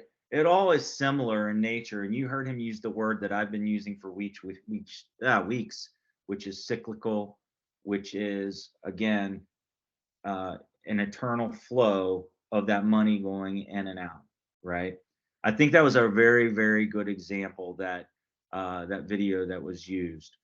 So let's go and look at treasury notes and bonds, right? So treasury notes and bonds, T notes and T bonds, are issued by the Treasury to finance our national debt and other government expenditures. Now, there was an interesting piece in that video you probably heard, an example. And this is something that sometimes worries us in the US.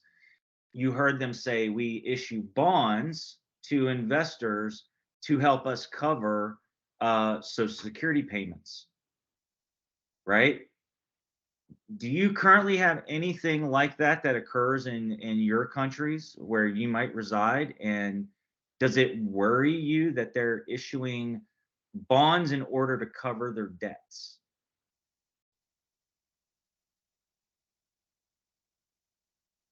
Anybody? Have you come across anything like that that you think is similar to what we just watched and what I just discussed? Yes, something like that happening in my country now.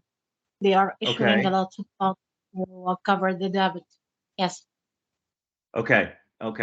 And, you know, I think it's very interesting, right? Because again, that I think we talked about a little earlier, in the US, we are operating at such a deficit that they have to do this regularly for us to cover expenses in our government, which it's a little scary, isn't it? We're borrowing money to pay bills. Again, I mentioned short-term loans a little bit ago, and that is one of the areas that it kind of worries you on when you're borrowing. Okay, yeah, it's short term, but in the long run, it kind of worries you. But can you give a little bit more about the example, Nuran, of what you're going through in your country?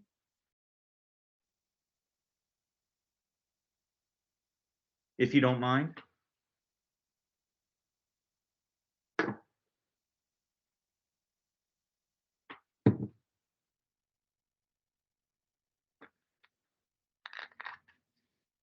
Sorry, sir, can you repeat again? Yeah, so you had shared about what's going on with your country with the bonds. Can you share a little more about what are the bonds being used for right now?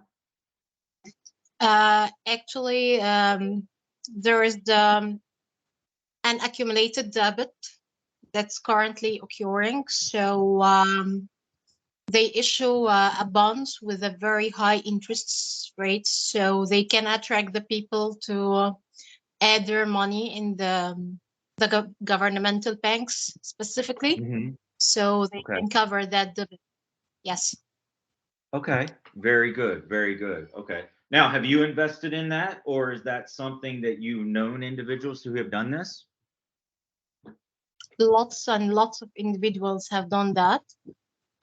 Some people actually transferred from the investment banks to the governmental banks, where the high interest rate existed, because still now the investment banks issue the normal bonds, but the governmental banks issue this bonds with the very high interest rates. And so lots of people transferred their money, or they added new investments to these governmental banks. Yes. Yes. Okay. And of course, as you know, just like with the last chapter, I might rely on you a little bit more, because we're going to talk about risks and things like that with it, right? So we'll get into that here in just a second. Let me see here. Oh, okay. Don, you needed a little bit of time. Okay. So again, I'll go back to the other bullet here, was with the national debt reflects a historical accumulation of the annual federal government deficits or expenditures. Again, kind of something that, Nuran, you were just alluding to and talking about. And this is something that we go through in the US all the time. Now, here is the composition of our US debt. Let me make this a little larger so you guys can get a little idea of it. Okay. Now, so if we were to look at it, the composition of our debt back in 94, if we were looking at T-notes and bonds, made up about 51% of our bonds issued to help cover that national debt. 2000, 41%. 2000 or June of 08, it was down to 38% of it was bonds. And as of 2019, a majority of that debt is coming in from T-notes and bonds, 62%. So we're relying a lot on T-notes and bonds to help us out right now in the US economy.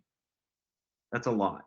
That's a lot, which is kind of leading to, we are about to, again, I think I've talked about it already, but we're in that area of potentially going into a recession, and it's about to happen in the US. As a matter of fact, it was just being talked about on the news today. So let's talk about, let me show you this video real quick, and then we'll continue on about Treasury bonds. So let me show you this video real quick. It's 1 minute, 30 seconds.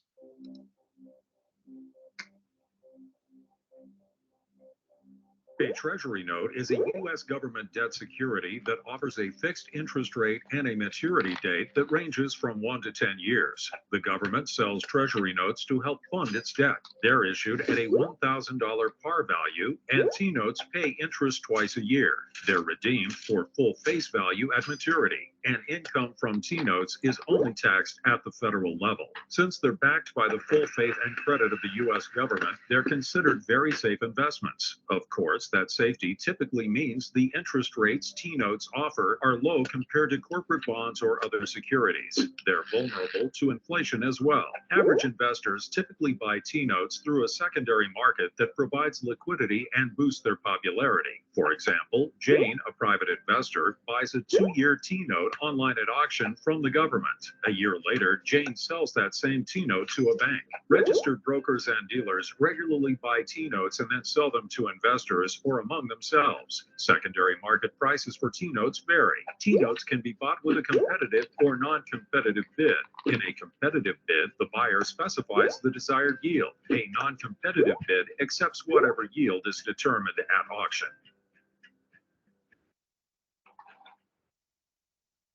Okay. In this video, I want to give you a general. Oh, come on, computer. There we go. Okay. Now, let me ask you real quick, and then we're going to end up going through this, but if it was you and you were investing your money into it, would you want the competitive or the non-competitive? Which one would you want as far as the bond goes? What do you think would be better for you? Are you a risk taker, or would you rather not take the risk? What's your personal opinion here? And why?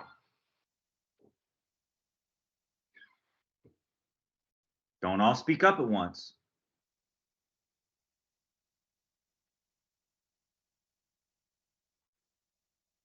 Actually, sir, it depends on the financial situation. So we may take some risks when there is a stability in the situation. So even if I lost, I can cover my risks. But at some financial situation for the country where no risks are valid, so if you took the risk, you will lose your whole money. So and you can never compensate this lost money due to the financial situation. So and I think we are globally in this situation where we have to study the risks very carefully, because this money can be compensated again if we lost it.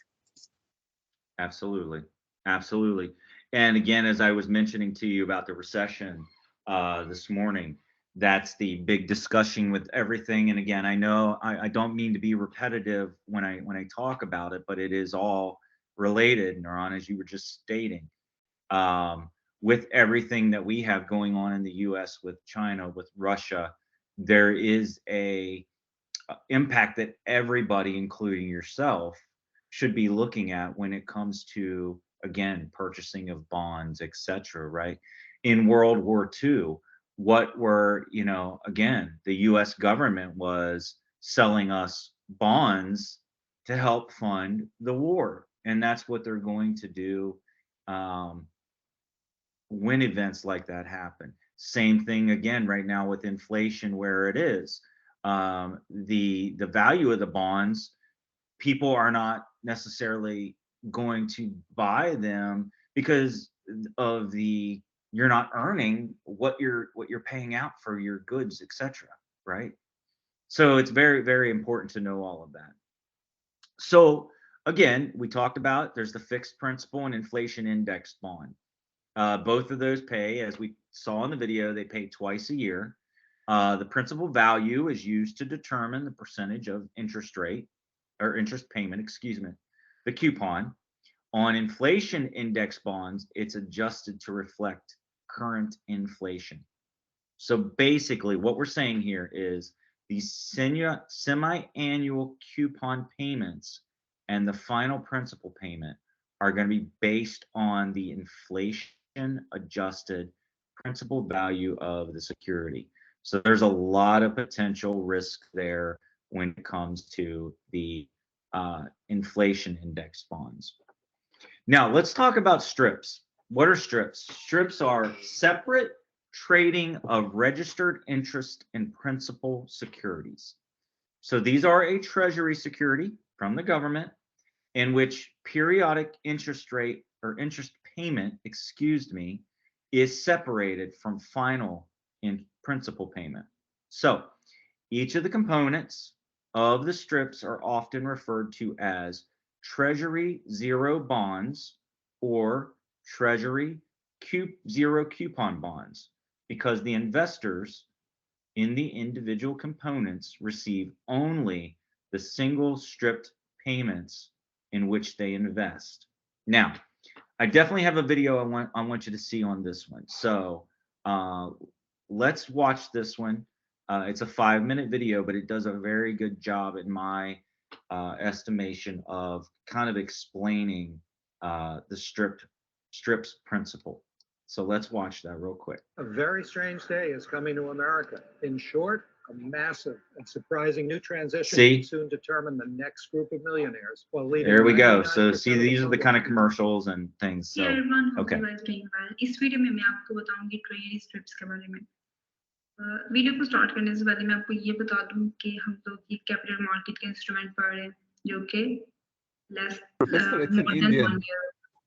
चलिए start करते हैं। What was that? It was not in English. It was in Hindi. Was that in? Okay, I thought that it was in. Okay. All right. Well, then let's do this. Let's find a little bit better video for us real quick. I thought it was just a heavy accent. My apologies. All right. Shoot. All right.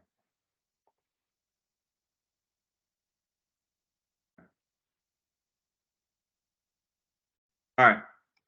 Watch this one real quick. Coupon strip or C strip, we can see the coupons on that same 5-year Treasury note have been stripped.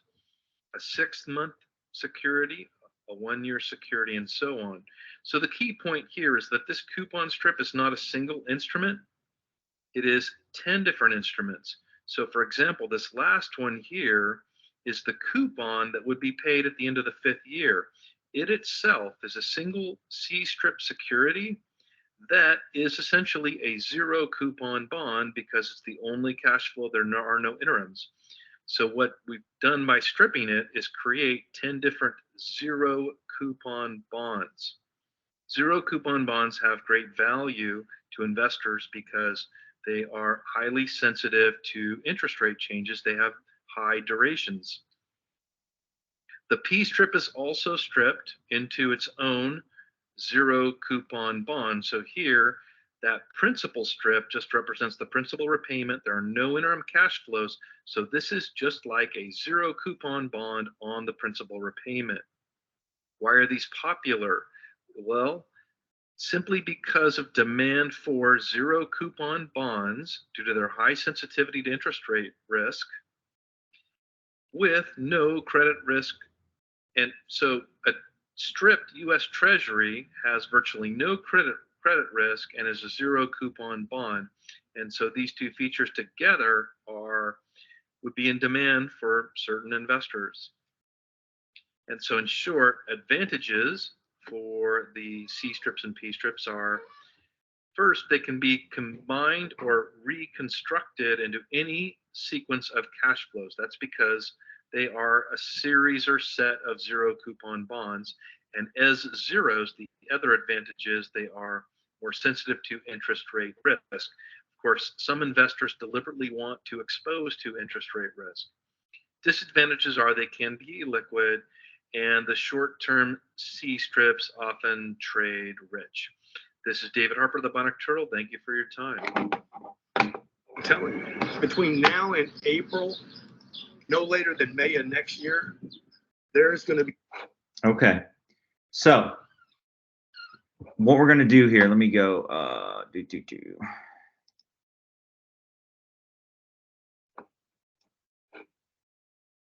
Okay.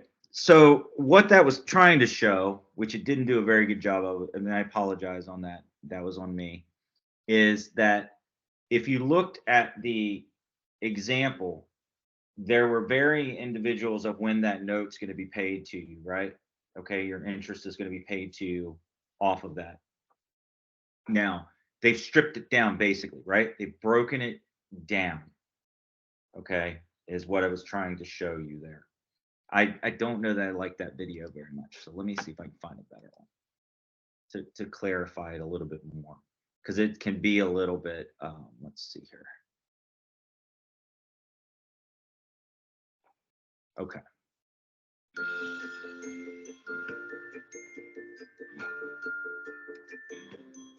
One of the defining features of many bonds is its coupon, a fixed rate of interest that is generally paid semi-annually to the investor until maturity. Zero coupon bonds, however, are the exception. Zero coupon bonds are issued by a variety of entities. The US Treasury, publicly traded companies, and city and county governments are among them. They also tend to have longer maturity.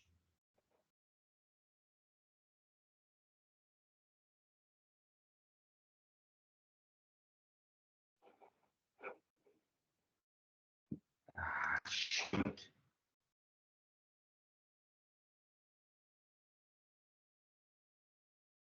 Are you guys there? I don't know what happened with the video. My apologies. I hope it's not. Ahmed, are you guys there? Can you hear me? Yes, we can hear you.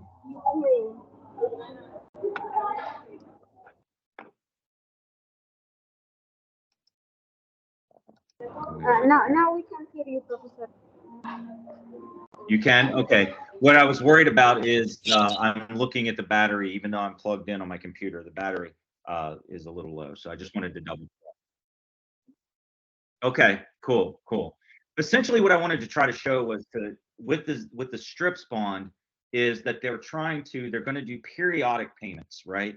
And I was trying to show that visual of, rather than, again, maybe twice annually, it's going to happen, as you saw in that one visual, maybe at 30 days, maybe at 120 days, but essentially money you're being paid back with that interest is going to happen in more spurts, if I can explain it that way. So they're going to break it down and pay it out more often. Now, the thing is, by the time it gets to the end, there's zero value, zero to pay back, almost like an amortization schedule. Are you guys familiar with an amortization schedule on like a vehicle loan? Who is Yes. familiar with that? Okay. Yes. What we're doing there is we're talking, it's the same concept, right? all of your interest that's being paid to you is just like when you pay for a car, a loan. You know how you're paying most of your interest up front. What we're trying to show is the visualization here is that you're going to be paid your interest in those increments earlier, and by the time it gets to the end, your interest has all been earned out earlier in the process. Okay, so that's when you, at the end of it, you get your zero face value, you get the bonds. So, for example, if I'm taking a bond with $1,000 and I'm expecting to get $100 on it, so I'm expecting to get in total 1,100. Okay, so let's say over 11 months. Okay, in this case, each month I'm getting $110, right?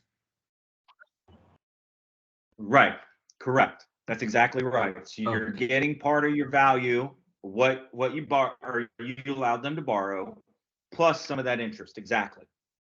It's exactly what it is. Right. It's like a reverse amortization schedule in some ways. That was a great visual that you just shared there. Thank you. Good job. All right. Okay. Now, let's talk about accrued interest. And again, I apologize. My computer is acting up. I tell you what I'm going to do, guys. I hate to do this to you real quick. I'm going to move over to one screen because I think that's part of my issue is I'm using dual monitors. And it's taking a lot of battery power right now. Ooh, did you guys see that? Wow. Okay. So bear with me just a second here. All right. Are you guys still there? Yes. My computer's being very, very slow now. You have to excuse me. Bear with me. Okay. Okay, cool. Thank you. So the accrued interest is the portion of the coupon that's accrued between the last coupon payment and the settlement day. Okay, so that's paid by the buyer to the seller of the T note or the T bond, and it's purchased between the interest payment dates. So the purchase of the purchase price of that T bond or the T note plus that accrued interest is called the full price or the dirty price of the security, while the price without accounting for the interest is the clean price. Okay. All right. Now, so let's take a look at this example. Accrued interest on your note, NT bond, again, it's based on the actual number of days the bond was held by the seller, okay, since the last coupon payment. Now, so here's our coupon date, payment date. It was paid on this day. This was the price, okay. As you can see, the date that the coupon was issued and the date that payment was made, okay. This is kind of our visual. You see the line. The clean price is the value of it. The dirty price is the interest that's being paid with it. Okay, that's essentially what it breaks down to. Okay. Now, excuse me. I'm going to let you guys read through that particular because I'm looking at time and trying to make sure. Let me see if I can get our video back up here. One more second with me because I want to be able to show you a better example of that as well. All right, let's go to YouTube.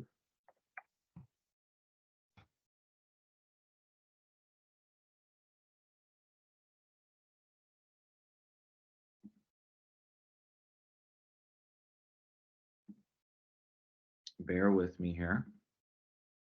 Okay. The bond market plays an We already important looked at role in that our one. economy. It's actually bigger.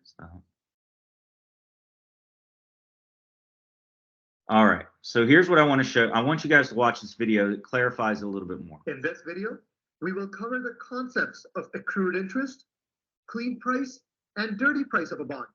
We will pay special attention to a bond's quoted price and use of appropriate day count conventions for purposes of calculating accrued interest.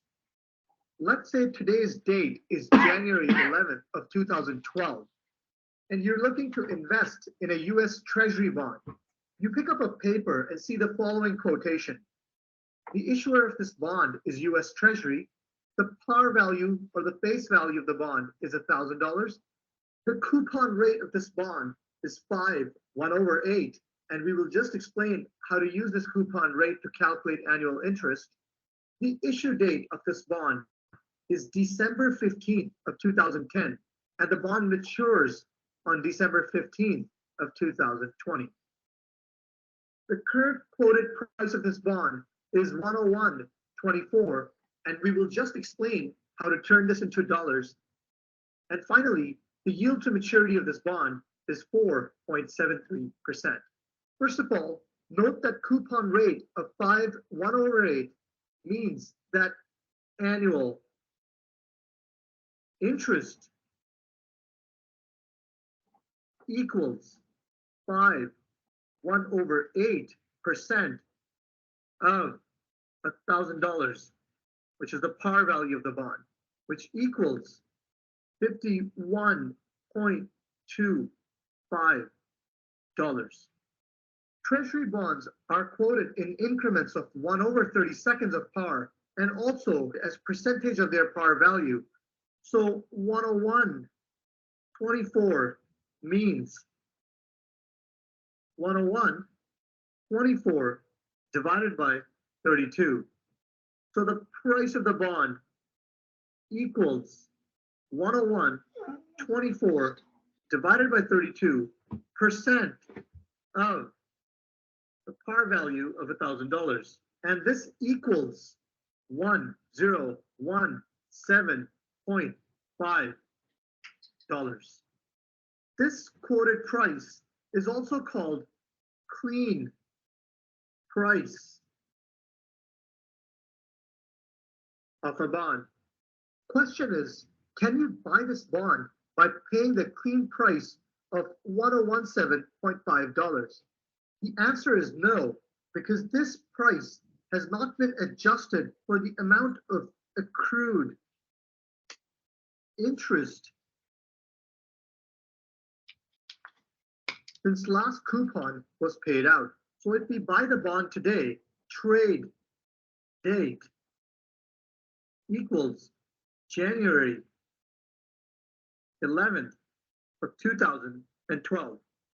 Trades on Treasury bonds settle the next business day. So the settlement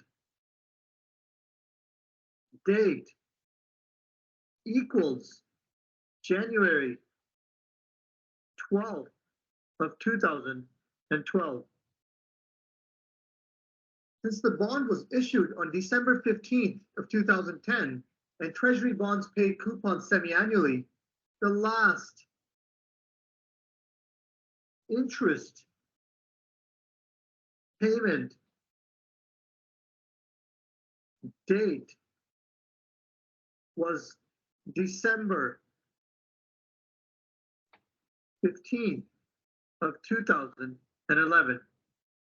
This last interest payment was on December 15th, 2011. Let's count the number of days since December 16th, 2011 up to, but excluding the settlement date of January 12th of 2012. So for the month of December, from 16th to 31st, we have 16 days. And for the month of January, from 1st to 11th, we have 11 days. So total number of days since last coupon was paid out equals 16 days of December, plus 11 days of January, which equals 27 days. So the buyer of the bond has to compensate the seller for the interest that has accrued over these 27 days. The single most important factor in calculating accrued interest is the day count convention. Day count convention varies by bond type. For Treasury bonds, day count convention is actual over 365. This means that interest accrues based on actual days elapsed since last coupon and 365-day year. Following this day count convention, the accrued interest in our example equals actual number of days elapsed since last coupon was paid, which is 27, divided by 365 times the annual interest payment of $51.25. And this equals $3.79. Now we can calculate the price that you have to pay to buy this bond. This is called the dirty price of the bond, and it equals clean price plus the amount of interest that has accrued since the last coupon was paid.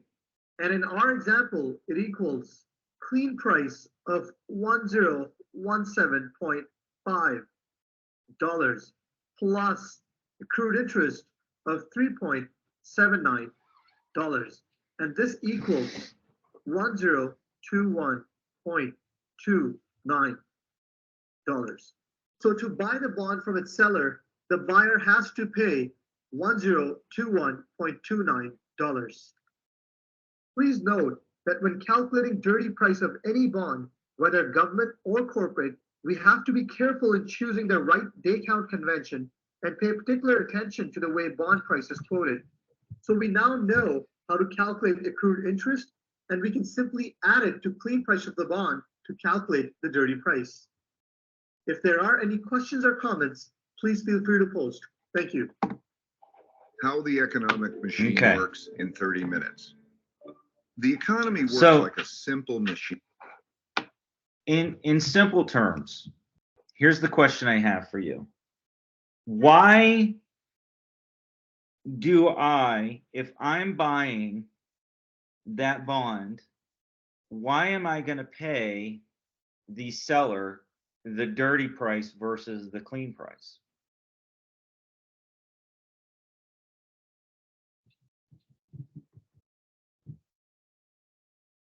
What are your thoughts?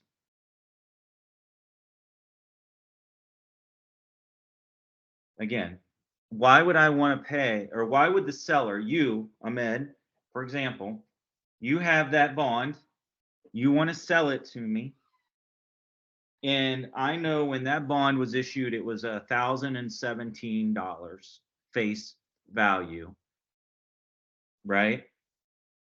You've earned your interest over time, so why should I? Why do I want to pay you the dirty price versus the clean price?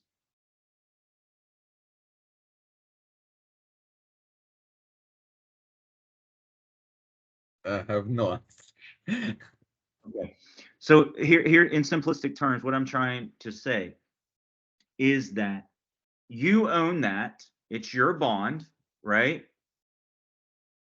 Yes, you've earned interest over time, but it's yours. And you're saying, hey, I'll sell you this. But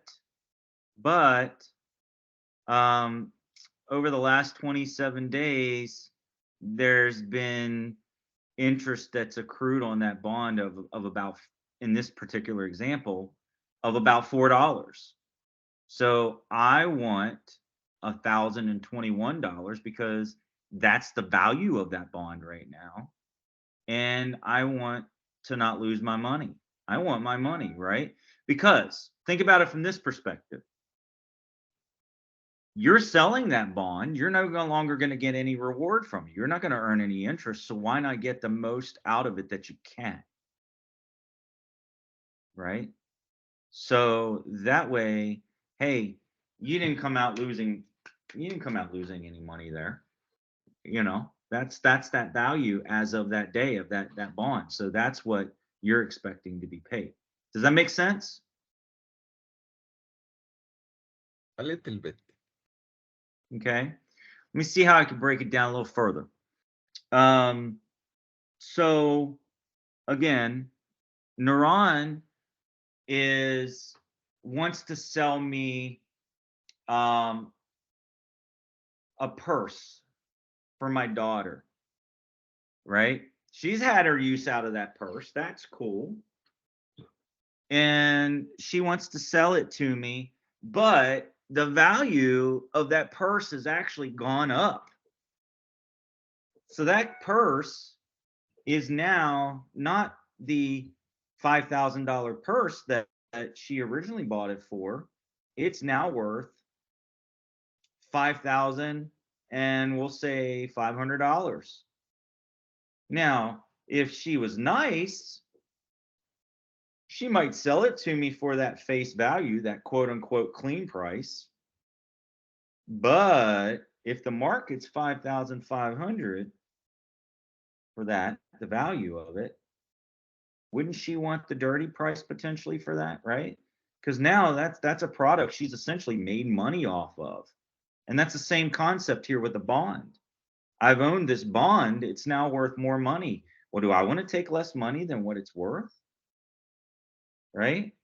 Neuron, if that purse you're going to sell me is worth $5,500 versus the $5,000 you paid, don't put that you're a very nice person. Push that part to the side. Say, I'm an investor. What do you want from me? Would you want $5,000 from me or $5,500? If that's the value of it. On personal basis, I will take 5,000, but of course, if it is a business wise, I will take the 5,500. Correct. And that's the same concept we're kind of talking about here with the bond. Yes, we're getting into calculations and things, but putting it in a simplistic term, we're saying that we want to sell that bond at its current value to the person that wants to buy it. Okay. I'm the investor. The bank wants to buy it back from me. Sure, bank, I'll sell it to you, but I want my money. And yeah, you know, again, the interest I've earned on it over time is irrelevant. That doesn't really matter. Okay. That's what we're kind of talking about here. Okay. Now, we've talked about our primary and secondary markets before, but let's just kind of touch base on that real quick. So, again, we talked about it a little bit earlier. The Treasury sells these T-notes and T-bonds through competitive and non-competitive Treasury auctions, right? The auction is a single price auction where all bidders pay the same price, which is the price that's associated with the highest of the competitive yield bids. Okay. So again, everybody's going to pay the same price. So at each auction, non-competitive bids are filled first. Now, next we have the competitive bids. The competitive bids are ranked from the lowest to the highest yield, excuse me. A bidder that's willing to accept the lowest yield is willing to pay the highest price. Okay. So again, if I'm a bidder on this bond and I'm willing to accept a low yield, I'm willing to pay a higher price because I know there's less volatility, less illiquidity, okay?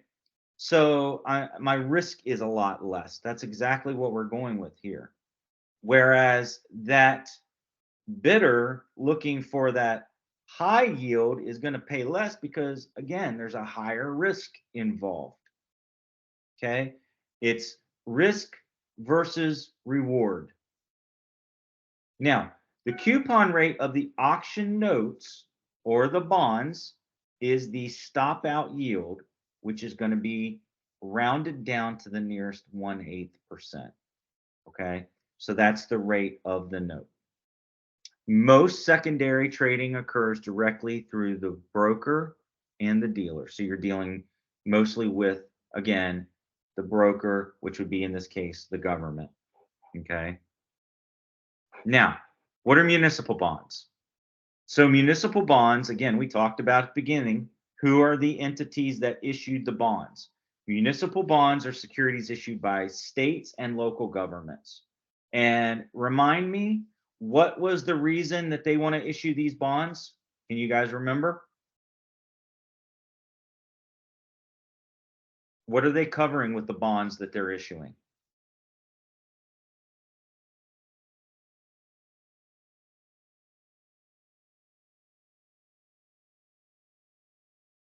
Yep. Well, we're looking at, so they want to cover, that's a good thought. But remember, they're issuing these bonds to cover things like building a new courthouse, building a new school. They need the funds to help to cover those costs. So they're going to sell to the investor a bond to say, hey, you're giving me that cash up front to build my new school, which is for, by the way, you have a daughter. So that money you're investing is going towards your daughter's future because we're building a brand new school building. And so you're putting the money into that. That's what we're talking about with municipal bonds. Municipalities, okay? Roads, right, in your town. Let's say here we've got some crazy potholes in the town I live in that got to get fixed. They may issue bonds to help make some money to do that, right? So there are two different types of bonds in municipals. There's general obligation, which are backed by the full faith and credit of the issuer, i.e. the state and local government. And there's revenue bonds, which are sold to finance specific revenue generating projects and are backed by the cash flows from that project. So again, if there's a project that you're buying a bond for that is going to potentially earn money, that money that it's going to earn is backing that bond and that project that you're putting money into. Okay. And of course, there are yields. Now we're at 1223, so I'm trying to keep an eye here. We've got secondary markets. Again, we've talked about primary market trading in the past. We touched on it. We talked about secondary market trading, right? So I'll let you guys read through that. We've got corporate bonds. These are long-term obligations issued by companies, right? So they're selling you paper or these bonds to help them with their raising capital and different things. So for example, I have a company that I work with as a mentor, and what they do is, in some respects, versus paying me a paycheck, I get ownerships through these type of bonds. They're a company, so they're issuing me a bond that I basically will earn over time versus getting a paycheck. So what's the risk? Okay, I'm giving my time. I'm helping others who are paying them. They want this bond to help them build their business. In the long run, I'm going to make potentially more money than I would being paid a regular paycheck. Well, what's the risk? The risk here is that the pay I get could be less. Now, again, that's a weird example, but let's say that I was, I'm getting ownership in that. So what they're giving me is for that face value is a potential higher earning, okay, for that. Now, corporate bond characteristics. There are a couple different type of corporate bonds. You've got the bearer bonds, which have coupons that are attached to the bonds, and the holder presents the coupons to the issuer for payments of interest when it comes due. And you have registered bonds, which are those which the owner is recorded by the issuer, and coupon payments are mailed to the registered owner. Okay. So again, big difference here. Bearer bonds have coupons that are attached. The holder presents the coupons to the issuer for payment, okay, of that interest. So, okay, you know, Ahmed, you bought a, you invested in me for $500. I gave you a coupon book.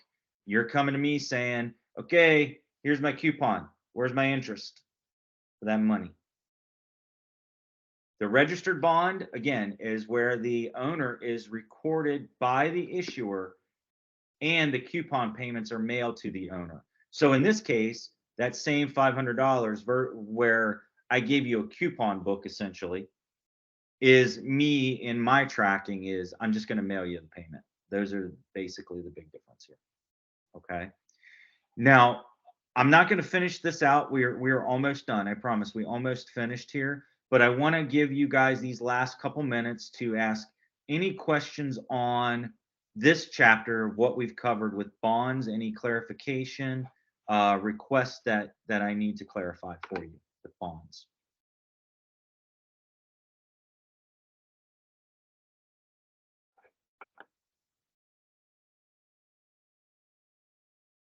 No? Okay.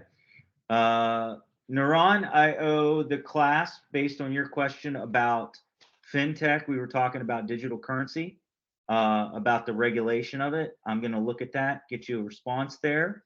I owe you guys a couple days. I'm going to go change some of the due dates of the assignments so you guys can get things in.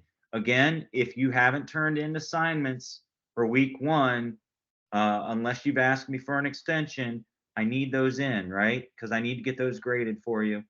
And again, if you're week 2, hopefully you turned those in yesterday. Hopefully you guys did see that next week's true false quiz, I put it into Moodle so you don't have to look at a Word document and answer it and report that to me. So that's cool. And next week is a written assignment, not a discussion. Any last questions, words of advice, concerns, etc. from the group? Thanks, sir. Thank you. Yes. Thanks, Professor. Oh, you're very welcome. You're very welcome. Yes, a correct request for my late assignments. I would like to send to you from mails. I just already request this your mails from daily WhatsApp. So yes. Yeah, and that's fine. Yes. I just told you guys before. Yeah, I'm pretty kosher with you turning them in. Just get them to me as soon as you can. And you know, again, we've had our share of issues with Moodle, so I'm even more lenient because of the issues that we've had in Moodle. And again, now that I'm getting caught up on prepping this course because of being added late to you guys as the instructor, I'm trying to get everything put in there to make it easier on you, so you don't have as many external documents to have to worry about submitting. Okay, but keep reaching out to me. If you haven't reached out to me on WhatsApp outside of the class and you need anything, again, reach out to me there because I am definitely here for you guys. Okay, great class. I appreciate you guys. You know, let's keep working towards those of you. Yeah, you're very welcome. Absolutely. It's my pleasure. Any questions before we close out?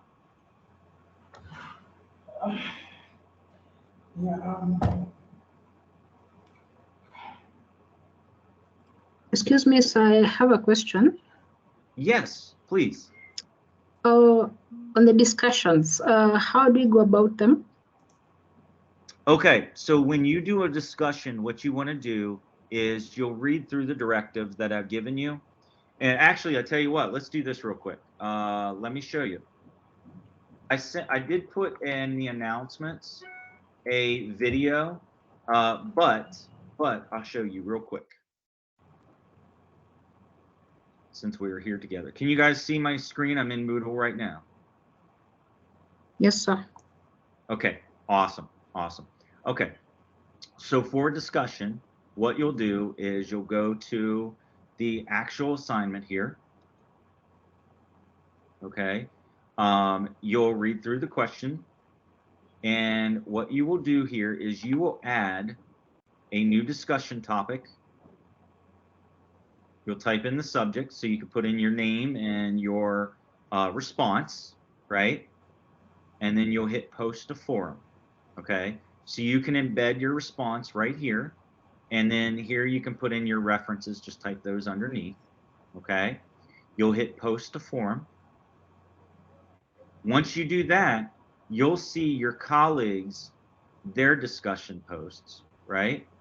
So what you'll do is you can click on one of your colleagues, look at their discussion, and as you can see, and Naran, I'm not picking on you, I'm just showing as an example here. You'll go through what they shared, and then here you'll be able to click reply, and you can put a response, okay? So that's how you would do that. Was that helpful? Thank you. That's clear. Yes, thank you. Cool. No, I'm glad you guys asked that, because I know that was a question from one of the other classmates last week when I first created it.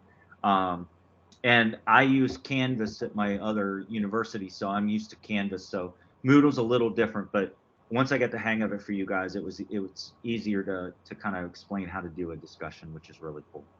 I like discussions. It gets you guys communicating a little bit more. It's not all me. You guys can learn from each other that way. So I really appreciate that part of the educational journey. Any other questions? Yeah, yes, sir. Hello, sir. Hi, yes. Okay, actually, my name is Wellington Chitowaji, and today is my first day in the class, and Okay. I don't really know if there are other courses or other discussions that must have been given, questions that must have been given before now, and I don't know if I've missed other questions. So, okay, you will still want to go back and do those so I can make sure you get all your course points and value. I won't take off anything because you just started with it, and I'm hoping I'm answering your question and what you're asking. But go through the PowerPoints, the materials to get your get those assignments completed for me. And of course, if you have any trouble, what I'm also going to do is, as you saw, I was showing those YouTube videos. I'll add some for weeks 1 and 2 for everybody to help with even more clarification of the topics. And that should be able to help you with the question, right? There's the written assignment from week 1, true false quiz.